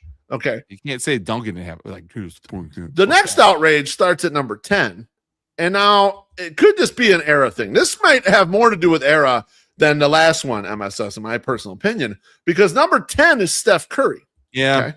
Steph Curry, all-time great player. And I was like, okay, Steph Curry 10, and then when I scrolled to number 11, the guy who I saw there, I'm like, okay, there's no way Steph Curry is better than this guy, and that guy at number 11 is Kobe Bryant. I have zero argument. I love Steph Curry. He's great. Zero arguments that he's better than Kobe at all. I can't think of a single fucking thing. I mean, he's better three-point shooter. That's it. I'm sorry. The Mamba's got to be ahead. Yeah. Kobe was so fucking good. I mean, like, did people just forget about shit? Like, is that what happened here? Like, I mean, I think this has to be recency bias. This has to be recency bias because, like, if Kobe Bryant decided that he was going to score 80 points in a game, he would just go fucking do it. He would just absolutely do it. And I think he's punished. Here's why he's punished, Beef. And this is unfair when you think about Steph Curry, but this is why he's punished is because they brought in Shaq. Like the bringing in Shaq and that completing the thing, like that punished him, but that shouldn't punish him against this era of basketball where there's like 4 super teams every year. So, but he did win 2 titles with the bullshit teams after that. Right. I know. I know. Lamar Odom's like the next best player. Give me a break. Like that. I know. Bums. I know, but that Shaq piece laid on him in terms of his legacy. I mean, he's still number 11, so it's not he's fucked up. But like, Alex Root says Steph didn't catch a certain charge. Okay, maybe they're discounting him for that. There's a little off the court stuff. I get that, but I was only thinking on the court. I was not thinking about their extracurriculars. That could be it. But I mean, like, also, I think a lot of people have kind of left that alone at this point for Kobe and in terms of like basketball writers and stuff. So I don't know. And Beef, I'm having this kind of outrage. Maybe it's me, right? Maybe I'm an old, maybe I don't appreciate the younger players as much. Here's how we decide it, though. Here's how we decide if you're an old, if it's really just us age. Because number 12, tell me if you think number 12 is better than Steph Curry number 10, and that's Hakeem Olajuwon. Is Hakeem Olajuwon a better player than Steph Curry? This is where we start differentiating, right? Kobe, in my opinion, is obvious all-time great. And like Southside puts in the comments, it says, now would you put Kobe ahead of Bird? No. I might put Kobe ahead of Bird. I think he's better than Bird. Yes. That's a tough one. Kobe it's and close, Bird, though. I think is the toughest one you've said. Hakeem, man, he was special. He was special. Yeah. Like at that height in that era to be as good as he was. I mean, like the motherfucker's dropping quadruple doubles. Like that's like I didn't even know that was when. The only reason I know that quadruple doubles are a thing is because I saw Hakeem Olajuwon do that. Like I didn't even I had never even heard of it. It was like I remember watching Sports Center and them telling me that happened, and I was like, "No, what is that?" And I had to learn in that moment what that even meant. So he was that special of a player, and I think you see the 2 years that Jordan's gone. Hakeem is dominant in the league. Yeah, just like no one had a fucking chance. So, it's tough because the different positions, different eras. So, but I think it's a good list that they're all this close. But man, I go Hakeem because just nostalgia. But I guess that's not what the list is about. Here's the deal, and this is what I think with Curry. And why he's probably up there and above Kobe and above Hakeem. He came from like Davidson. He was nothing and he built his way up. And that team, that Golden State team, like drafted well and they played well. And you can't tell me that like Curry. Oh, he had like the huge supporting cat. He had good players around him, but not top tier players. And so that's what hurts Kobe, because Kobe had a bunch of good players around him too. And Hakeem, when they won, he had good players around him also. So it wasn't like did they have that's why Clyde, Curry is. Did they have Clyde at that point? See, that I don't on think the Rockets. I'm trying to think who was on that Rockets. The Rockets had like Kenny Smith and Otis Thorpe and like those guys. Not like a great team. Like it's no. I think that was you're right about Chorizy. Like he took full advantage of the Jordan retirement, and those were his like 2 awesome years. So like he stood up in that spot. I think Maloney's got it right. Steph changed the game. So like went from the perspective of like the game plays different now because of him. Basically, he's kind of the guy who everyone said, oh, that guy's shooting 1,000,000 threes and making them. That's a big advantage for these guys. Now we're all going to start doing the shit. So I kind of get it from that perspective. But if I was drafting a team tomorrow to play at Donovan Park, a pickup game, I'm fucking picking Kobe ahead of him. No doubt about it. Well, I mean, I'm taking Akeem. I got Akeem and Shaq, and no one's going to get anywhere near the basket. Now, okay, I got 2 more left that I think we should discuss. Someone in the comments said, let's see, I think it was Luke McDowell said Scottie Pippen on the list. Scottie Pippen is on the list. He's at number 28. I thought that was pretty fair. I mean, I didn't have really any complaints with that. When I rolled down to number 21 on the list, though, I sort of scratched my head a little bit. Number 21, no, Jordan's 1 on the list. Jordan and LeBron are 1 and 2. That's pretty obvious. Yeah. I believe it's, we'll go for 1, 2, 3 is Jordan, LeBron, Kareem is 3. 4 is Bill Russell. No, 4 is Magic. 5 is Bill Russell. Just so you guys have the top ones. When I get to 21, I get to Moses Malone. And I'm going to be honest with you. Moses Malone, to me, is being tremendously disrespected at 21 on this list. Like, Moses Malone was a straight out of high school player that dominated with 25 and 10 kind of as his standard at the prime of his career. He went over to the 76ers and with Julius Erving, and that was the faux year in 83 in the playoffs, where they only lost 1 fucking playoff game. They were 12-1, winning a title. Like, where's Dr. J? Where's Dr. J on this list? Dr. J's right behind him, I believe. Let me double check. I think he's 20. No, actually, he's right ahead of him. He's number 20 on the list. So they're in the same range. They're probably. I think Malone to me was more dominant. Dr. J was more elegant as a player. Moses Malone was a dominant player, though. Here's what I need to know on where Moses Malone ranks, and if he's too low or too high. Where's Charles Barkley? Charles Barkley, 25. Yeah. Okay. Yeah. Okay. That seems about right. I think he should be right around the same, and Moses should be just ahead of him. Should be ahead of him. I agree. I think in like we were too young to really appreciate Moses. Agreed. I think we kind of caught him too late. We caught him at the end. Yeah. Well, we got a lot of Atlanta Hawks. Moses Malone. He was still good, but he was old. They're just like, he had like a ton of respect from the refs, where they're just like, go ahead and travel, Moses. Do whatever you want. No, he had those big goggles. Oh, yeah, the specs too. Yeah, but seeing those huge things. And then I remember him when he came back and he played for the Nets, and he was wearing the tie-dye unis. Oh, him and Derek Coleman. But you remember those? I remember as a kid, me, Beef, and our parents just watching Moses and being like, he's traveling his ass off, and our parents were like, he gets to do that. He's like, gets a respect. Okay. I messed up. He never like in Goodfellas. Like, it's okay. It's okay.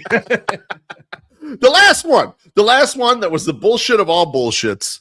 And I'm going to kick it over to MSS on this one. I'm going down this list, and I get all the way down to number 67, and I'm absolutely disgusted that Dennis Rodman is that low on this goddamn list. I'm looking at the people in front of him are like, there's guys that, in my opinion, are just like, these are just bulk scorers. They have other guys that are kind of more defensive specialists ahead of them. It's like, bro was the rebound champ. And here's the thing I did not know about Dennis Rodman, which is in his write-up.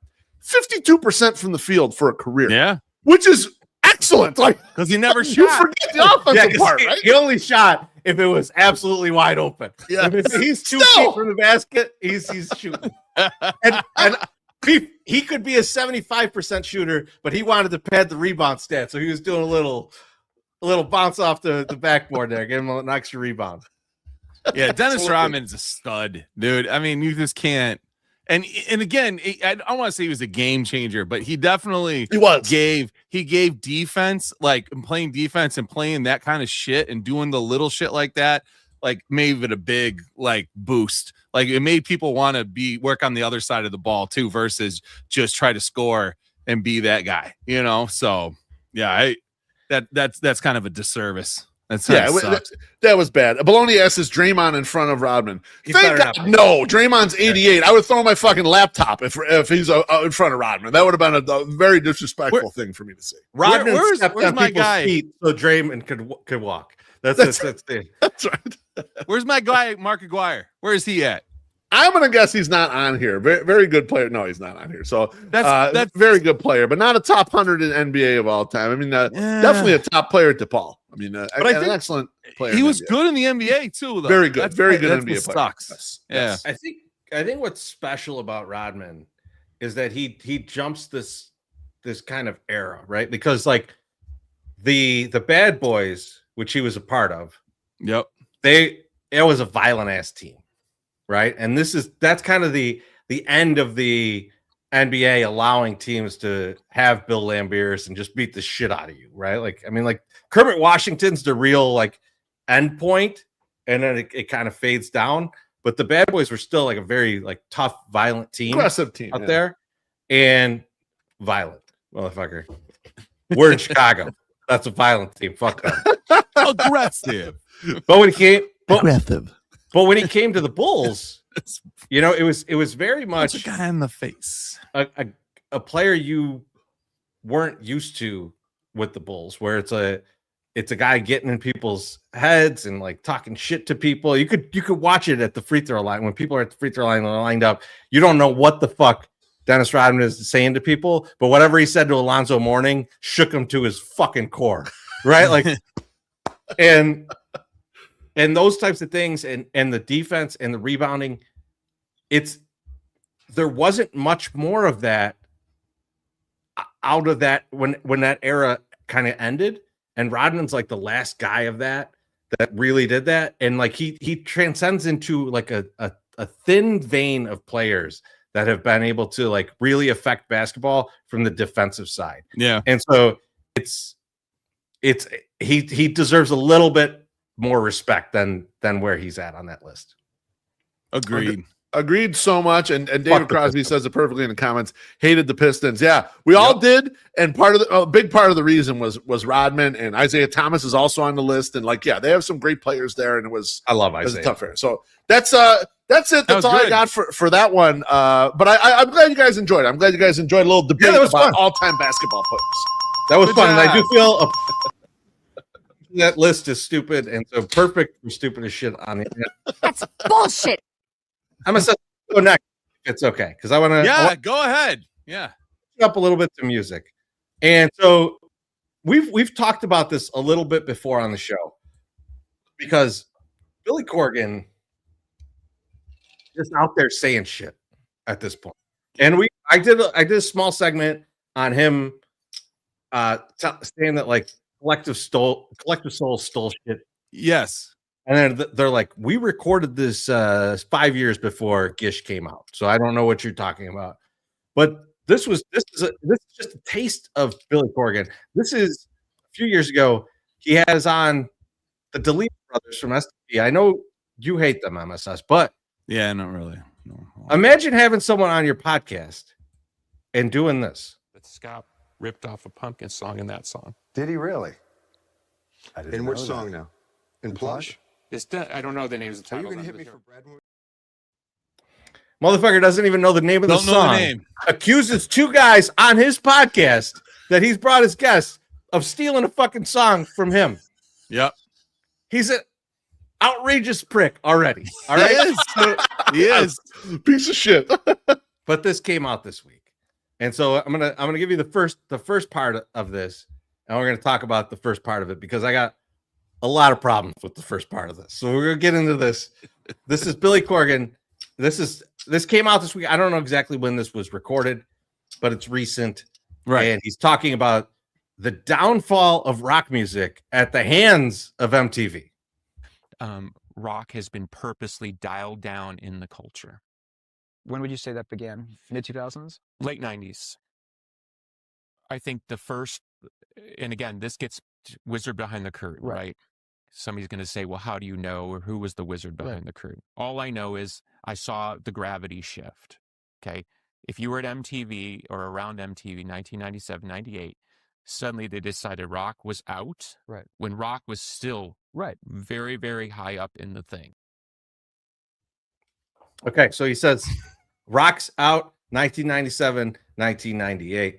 And like, for those of you who are maybe not familiar with the Pumpkins catalog and their discography, let me just quickly show you what might have happened in 1998. Yes. After putting out Gish, Siamese Dream, Melancholy, and Infinite Sadness, in 1998, they dropped Adore. No Jimmy Chamberlain, a lot of drum machine, not good. But synthesizers. Absolutely MTV's fault. MTV was out on rock music.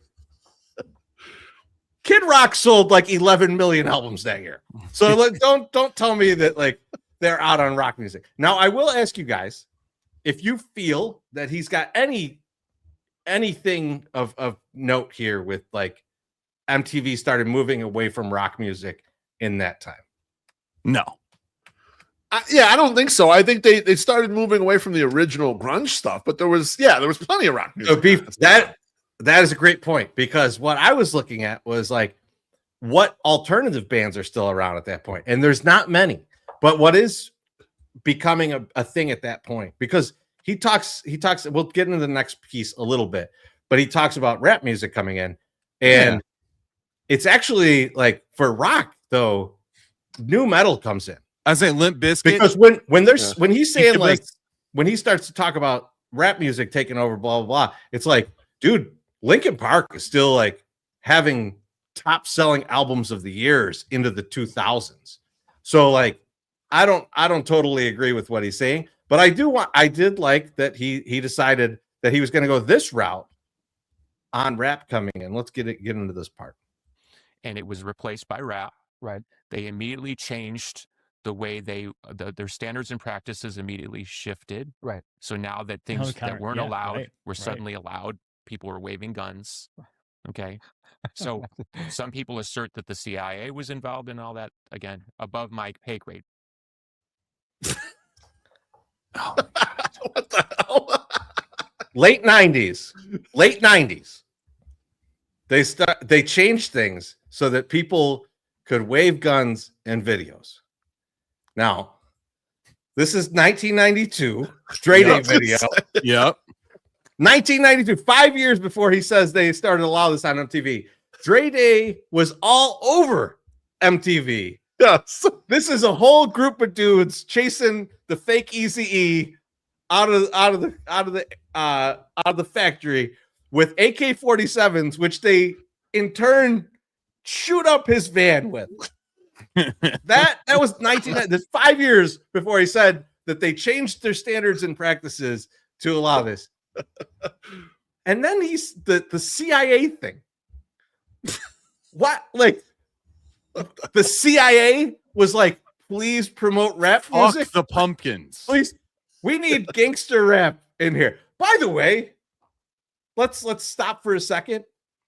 The fucking Jeremy video is the most violent video on fucking TV. Yeah. That was a rock video. All right. Yeah. Like, so calm down with that shit too. So that was all Billy Corgan just recently saying all this shit. CIA's involved now. I don't even get where that is. My question to you guys: Just make shit up. does Billy Corgan have CTE? I saw someone say in the comments, they're like, this is just the wrestling promoter in him, like pushing this shit out here. Like, this is just him putting his wrestling, Southside Jeff T. It's him putting his wrestling brain on and like, what outrageous shit can I say to get my name back out in the news and talk back up some of our music and some of our albums? And in a way, I kind of like it. It's entertaining, but you're right, Chorizy. It's just too old man dumb. I forgot what era it was, kind of thing. Like if he lined up the timeline better, this could have been a great, fake theory here. But he didn't. He fucked everything up. Yeah, I mean, when this got circulated in the group chat and was reading it, like same thought as you. The like he brought in the drum machine, he brought in the synthesizer, he brought in like I love the Smashing Pumpkins. I love those first 3 records.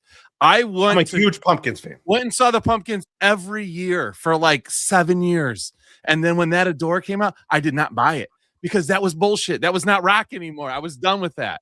And yeah, you know what? I gravitated a little bit more towards rap because you know what? It was a little more interesting, and it was better. It was better. It was fresh. Yeah, it was better. It was something new. Doing something new and putting it out there. It wasn't a recycled thing. I stopped liking the Pumpkins, but I wouldn't say, well, that he killed rock, but he did. He killed it for me. In that sense, that was a bad thing. Now, I was just playing because I was like, what did MTV's then start focusing on? And he said that he go to rap. They did not go to rap right out the gate. They went to pop because Britney Spears got huge. Christina Aguilera, NSYNC, all that shit. Yeah, exactly. That's what fucking took over. It wasn't rock, and that should be the good breeding ground of when rock should come back, and it should come push things up, like get back out into the underground. People like Pearl Jam, although you can say whatever you want, they'd stop making videos. They weren't doing any of that stuff, and they are fucking still going strong. I think Billy is just very upset that he just isn't. He's like the Sam Adams guy that's mad that he created craft beer and they don't give him his flowers all the time. So he's got to invent new crazy ways to try to get flowers from people. I have a huge problem with I have a huge problem with that too. I have a huge fucking problem with Billy Corgan saying that he like invented all this shit and like pretending like Butch Vig didn't exist. Right. Because Butch Vig did a lot of great shit and he's like, oh, well, that's our sound. Well, is it? Or is it the producer that replicated that sound for like 80 different bands? So I don't know. Right. In conclusion, Out of the Loop is an underrated documentary, and fuck Billy Corgan for not being in it. That's well said. MSS, what's the stupidest shit you saw on the internet this week? All right, so listen. If you don't want to hear me talk about Jason Benetti, you might as well fucking tune out because I'm going to talk about it. I know it's been beaten to death. And I swear to Christ, this might be the last time that I fucking talk about Jason Benetti, but who knows? Maybe I'll have to defend Brooks Boyer yet once again some other time. Now, fucking sign came out this week. Benetti is back. He is the former White Sox play-by-play voice. Jason Benetti is the voice of the MLB on NBC Sunday Night Baseball. And of course, the pro Jason, the con Jason suspects emerged and started shouting out their opinions. The story from him leaving the White Sox to getting fired by the White Sox, pushed out by the White Sox, biggest mistake the White Sox have ever made, all this stuff, it's all out there. I don't think this will ever end. This is going to continue to happen until, I don't even think the White Sox winning the World Series will stop this discourse. It is going to continually haunt the White Sox until there's a new owner.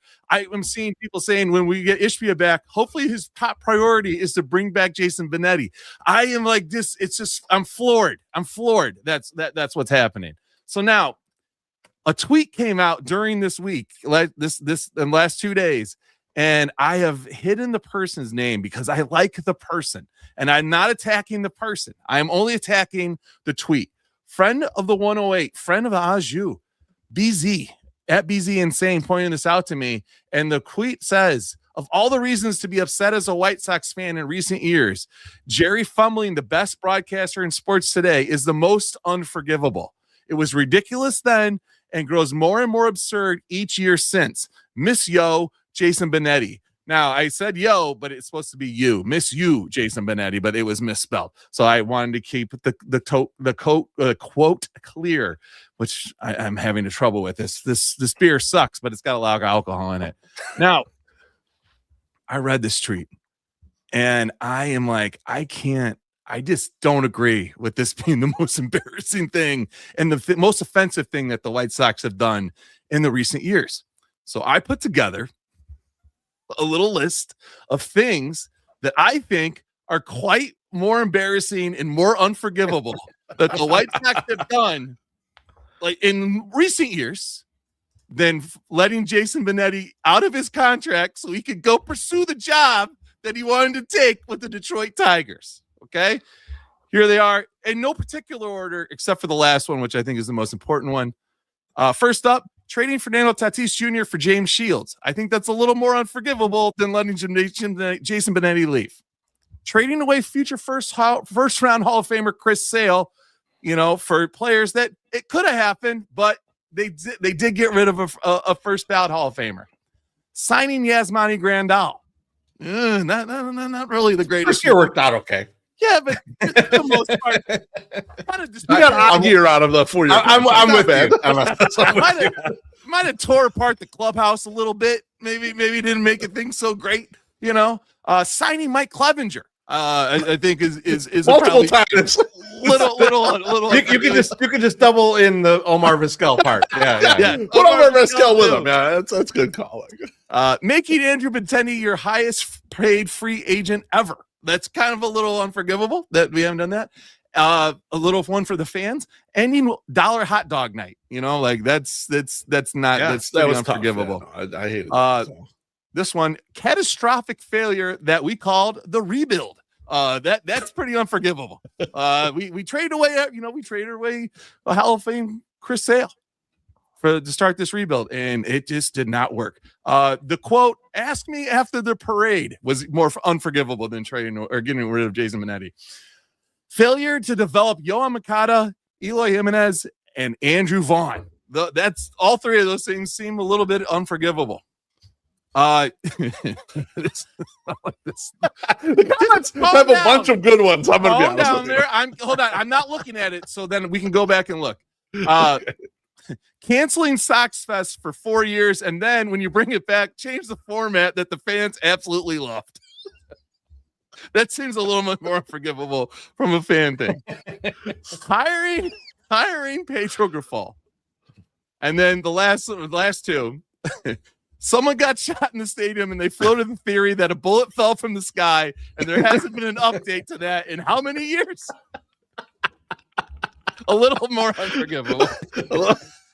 And the last one, which is the one everyone should be the most unforgivable thing that they've done in recent years, was losing 121 games. Okay, I just think that maybe 5 or 6 of the things I just said are a little bit more unforgivable than letting the play-by-play guy that everyone hated when he started here walk, and let him go someplace else. So, folks, I get it. You love him. All right. You keep shoving it down my throat every fucking time he does something, but don't start creating a narrative that he was the greatest person ever. And he's Jesus fucking Christ walking on water out there. He's not. He's an okay guy. He's a great person. I liked it. He was really good for the 108. He promoted the shit out of us. Yeah, we appreciate him for that. I appreciate everything he did here, but I am not carrying a torch for some guy that didn't want to be here. And I don't need to invent reasons to hate the team. I just gave you 10 good reasons to hate the team. 30 reasons to be mad. You don't need to be mad about this anymore. There is tons of things to be mad about. So it's fine. Continue to glaze this guy every time he's out there. But it's not. It seems a little bit of waste time. But hey, that's on me. So yeah, I will say that's mine. I will say to this MSS, beautiful list. Thank you. I think we all congratulated Jason. I think that's awesome. Yes, Jason. He was always good to us. He's a great announcer. But if he were still here, you know what people be bitching about right now? So he's only going to do 6 games a week. He's going to go do this. Right. You motherfuckers would bitch about anything. So just know you would be bitching. You'd be bitching no matter what happened. Let's get a drink here from Kraz. He says, please use this money towards a Hooked on Phonics package for MSS. But he spelled packages. So Praz, you need one too. Cheers. We need MSS on 79-cent 4 packs of beer is perfect for the show. I just got to be honest with you. Perfect. It's a little hot. Herb Lawrence is, I ain't gonna lie, you had me in the first half, MSS. I appreciate that, Herb. And Herb, it's just I'll see you Sunday at your birthday party. It's too much. It's too much. Perfect. Herb did have a good comment earlier. I missed it, but yeah. The whole thing is a mess. And like every time Jason Benetti's name comes up, we get a goddamn 8,000 tweets about it. And it's so I'm glad you brought it up, MSS. And man, a lot of futility there. I do like that you doubled up on Chris Sale, by the way. That was it's worth double. It's worth doubling. It deserved to be in there twice. I agree with MSS. Yes. I kept bringing it up. Yes, Pat. How many times was Kobe in the top 100? Was he in there multiple times? Yeah, 8 times. Good Lord. I'm sorry. No, I love MSS. That was great. That was terrific. Well done. Huge fan of it. And we are going to get you hooked on phonics. Beef. I feel like you got some announcements coming up here. Yeah, drum roll, please. We have the number 1 seeds for the 108 tourney we're going to go through here. And I'm going to provide a little commentary. I told you guys this year for the bracket reveal, too. Have a little more commentary, tell you a little more about the field. Oh, that's good news from Luke McDowell. 3-run homer for Curtis Mead. I'm going to go ladies first, if you guys don't mind. On the 108 tourney bracket reveal. The number 1 overall seed and the number 1 seed in the LA White Sox region is the defending champion, Alexis Lopez. Now, I have big concerns about Alexis going into this tournament. MSS, do you think she's possibly suffering from the same condition LA White Sox did after she won her title, where she's loved up now? She has a man, so her simps might go away. Remember LA White Sox telling us no simps? So winning. I'm worried about Alexis. Are you guys equally worried about this? It's not even just the simps, but all that extra time that she spent trying to win a tournament, like, is now getting devoted to Jim. So like that's what's gonna happen. It's just like I don't need to do that. I got this fine piece of ass sitting on my couch right here. I don't need to be out there trying to win some tournament. So yes, it's gonna hurt her.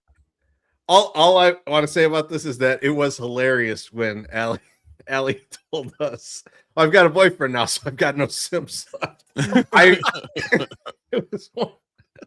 That was a great fucking all-time line. So I was like, oh, you get a bracket named after you. Yeah. Exactly. That's going to live on forever.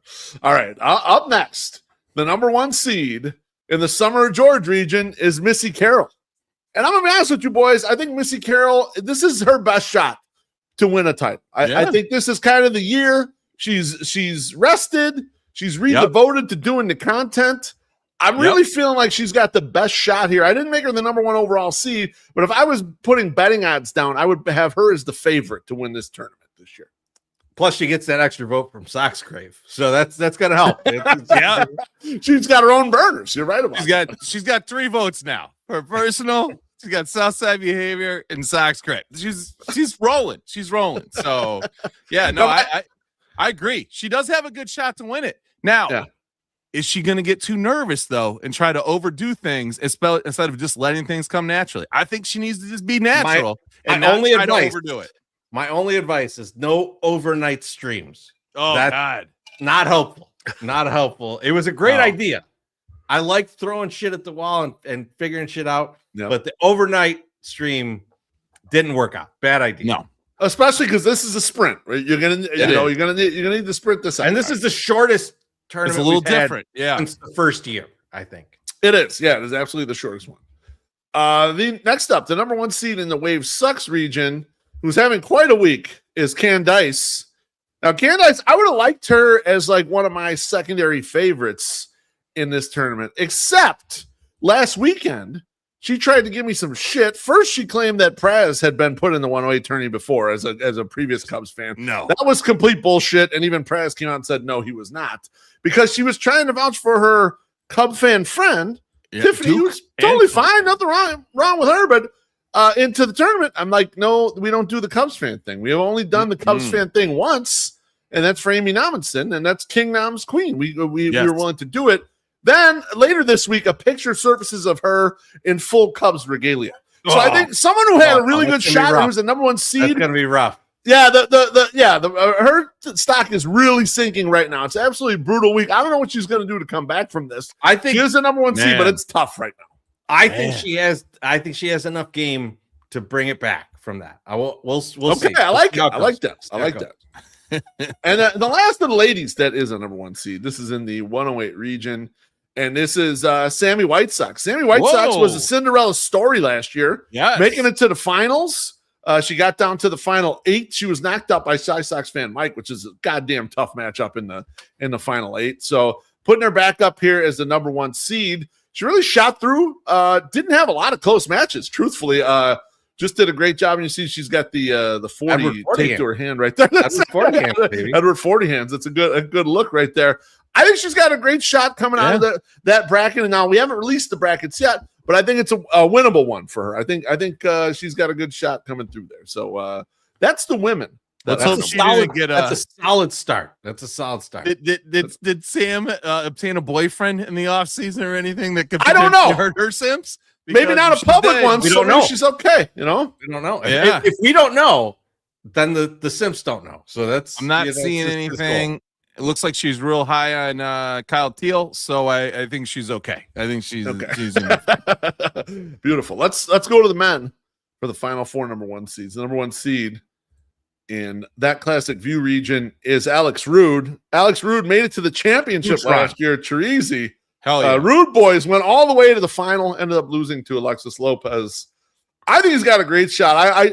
I pegged 3 guys that I thought have really great shots to win the title. He is one of them. Well, first of all, hold on a second. Well, let's not start sucking each other. My tournament. I'll do exactly what I want. I'm pegging dudes. I pegged 3 dudes. Okay. Right. Congratulations. How dare you? I think Alex has a great chance. And I think Alex goes outside of the White Sox Twitter realm to get votes, and that's huge. So I think I'm big on that. Yeah. No, I like Alex. He's a fucking lunatic. I love lunatics. Lunatics, come on in. Just don't sit too close to me at the park. That's okay. Alex, he can sit by me, but not all you other lunatics. Next up, the number 1 seed in the Sunday Soak region is Matt Crawford. Matt Crawford. I don't know why I put 2 D's on his name. I don't know why. Why did I do that on the? I know. For his double dose of pipping. Yeah, that's quite a picture too. I don't know where I got that. Is that Rick Hahn on the right? It's Rick Hahn. Yes, Rick Hahn scratched out, and I'm looking at the picture of Mrs. Beef. She's like, "Who's that other guy scratched out?" I'm like, "I have no idea. I have no clue who that guy is." But he's scratched out. I said, "Well, that is definitely Rick Hahn." So, man, Rick Hahn's hair right there is fly as fuck. Yeah, that's Reggie's too. That's Reggie's, right? That was when they told you to come out at 1:30 p.m. in the afternoon to ask any question you want to Rick Hahn. Where were you pussies at? No one showed up. Praz, you could fuck all the way off. All right, how about that? I like Crawford's chances as well. Crawford he's battle tested. He's been through all kinds of bullshit. Yeah, Gabriel Bearstown has hit him in the nuts 50 times. He has had allegations. We had a court case. Ray the Barber hosted a court case of him being a Cubs fan. He was found not guilty. Like, there's a lot he's got going for him that he's overcome some things, boys. What do you think? He's a man. He's a person of the man of the people is what I want to say. Not a person of the people. He's a man of the people. He's everywhere. Sometimes Wrigley Field, and he's just out there. I like it. He plays fun. He likes hanging out, and it's nice that he's been on Twitter this entire Lennon season versus when he just disappears after January, and then you don't see him for a while, and then he realizes he's in the 108 tourney. So good job, Crawford, for second round. I have faith in Crawford to win a tournament like this because every time I see him at the park, I never see him in a seat. I'll be going up to the bathroom. And there'll be 57 people in the concourse and all congregated to one little area, like right by kind of our section. And then I'll just hear him yell to me and I'll look over and Crawford's there with like 57 people. And I'm just like, this guy fucking knows everybody in the city.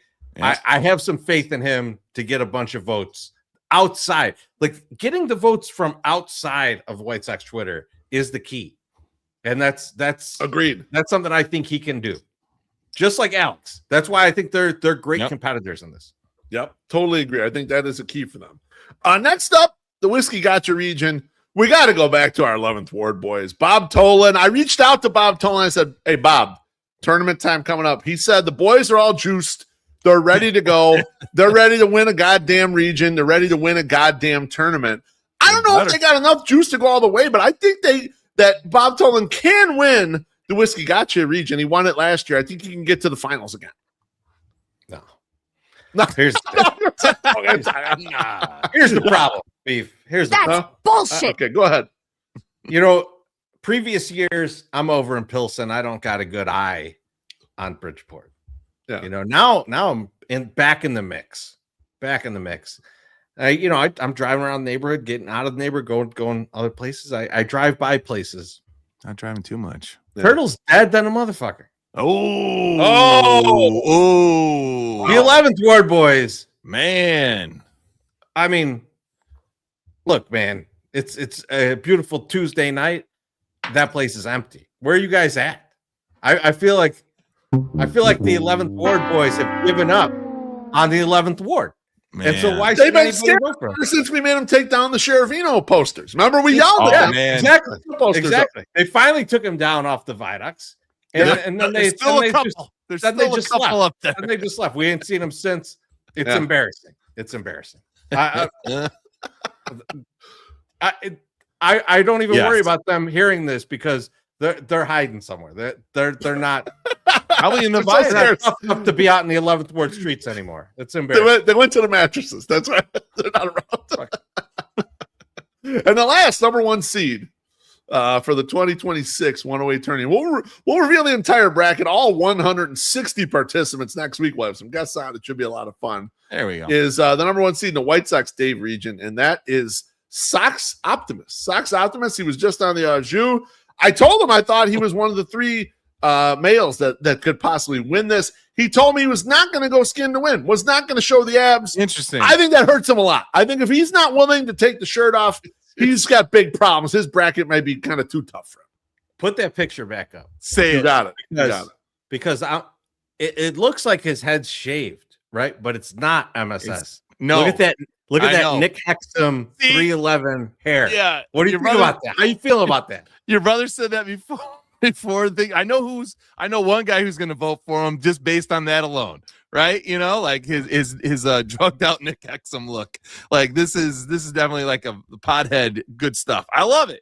And I was like, man, who does he look like? And I was thinking Brad Pitt, and then Loaf was like, my brother thinks he looks like Nick Hexum, the guy from 311. I was like, oh, he does look like Nick Hexum. So yeah, that's going to carry favor with at least 2 people in White Sox Twitter, and one of them, likes grilling stuff and not drinking beer anymore. So he'll do good. Jim Fard. Fuck Jim Fard. That's the number 1 seeds for 108 tourney for 2026. Well, as I mentioned, we'll reveal the entire bracket next week, Thursday, 8 p.m. Central Time, right here. Can't wait. It's going to be great. I wanted to ask you, though, for that show, because we've talked about this the past couple of weeks, I'm heavy in the beer drinking for the show because, I got to run the show. Yeah. I feel like you're going to run that show. I'm going to run 100%. 100%. Yes. Because I feel like I should bring out one of the wildlife bourbons to. I believe you should. Yes. That's a great idea. Yes. Great idea. Sitting right on the desk. We watch me pour out of the thing. Drink the turkey.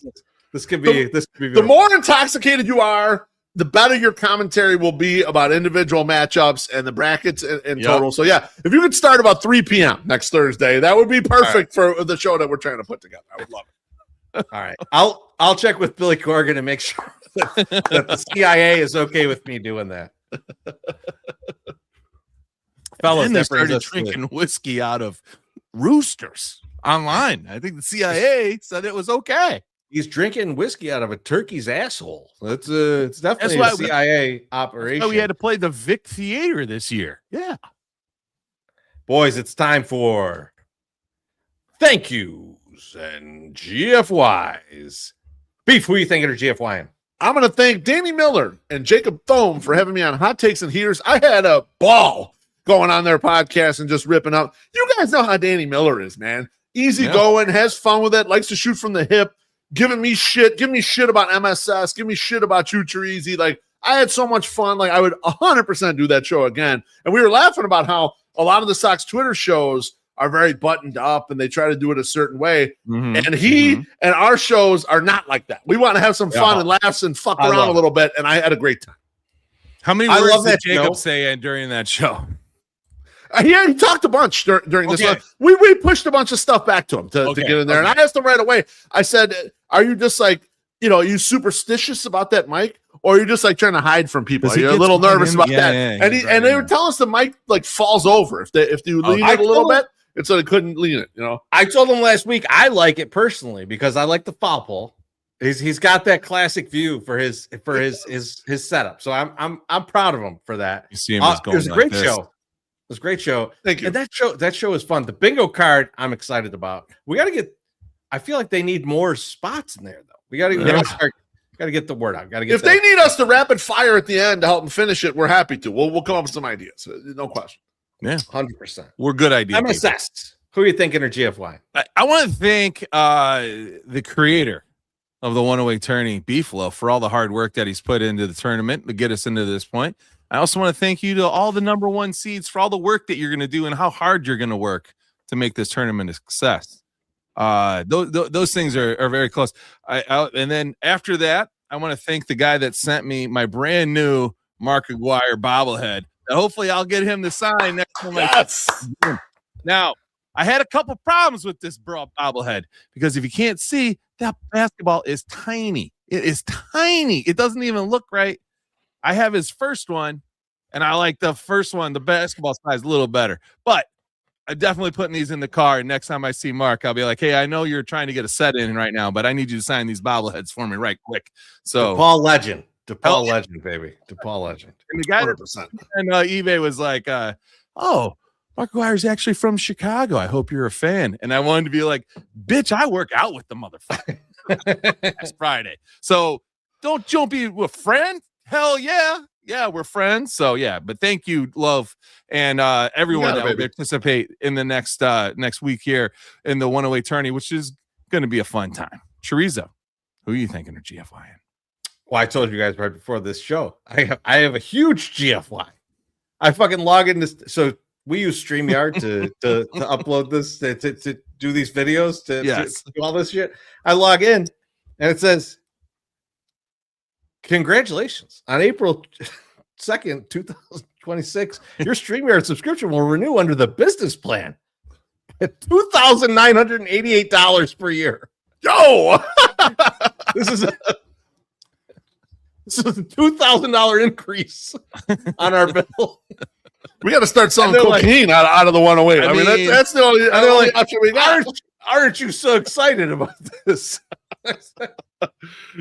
I tell the guys, I was like, I know you guys saw that. I will unfuck that tomorrow, but this is goddamn ridiculous. By the way, we're not paying them that. That's not going to happen. We'll still get you guys all the. We will figure it out. Every fucking outlet that we put this on, it'll happen. But fuck them. Even though they can totally control if this is going to stay on for the next few minutes while I end this. So it's fine. They're not watching. StreamYard. But thank you everybody for joining us. As we mentioned, the 108 tourney full bracket reveal is next week. Yes. Beef, you got Chris Gonzalez on the Au on Monday. Yep. It's going to be a great week. There's World Baseball Classic. Go Team Mexico. Go Team USA. We'll see you all very soon. Team Italy, bro. Come on. Fuck Team Italia. Let's go.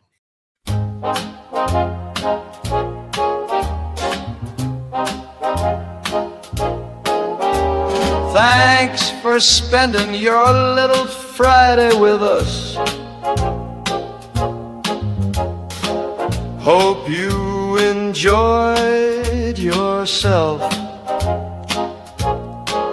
We gave you your fill of baseball, beer, and bullshit. Now it's time for you to go do horny stuff. We'll see you next week. Espanol. That's adios, motherfucker.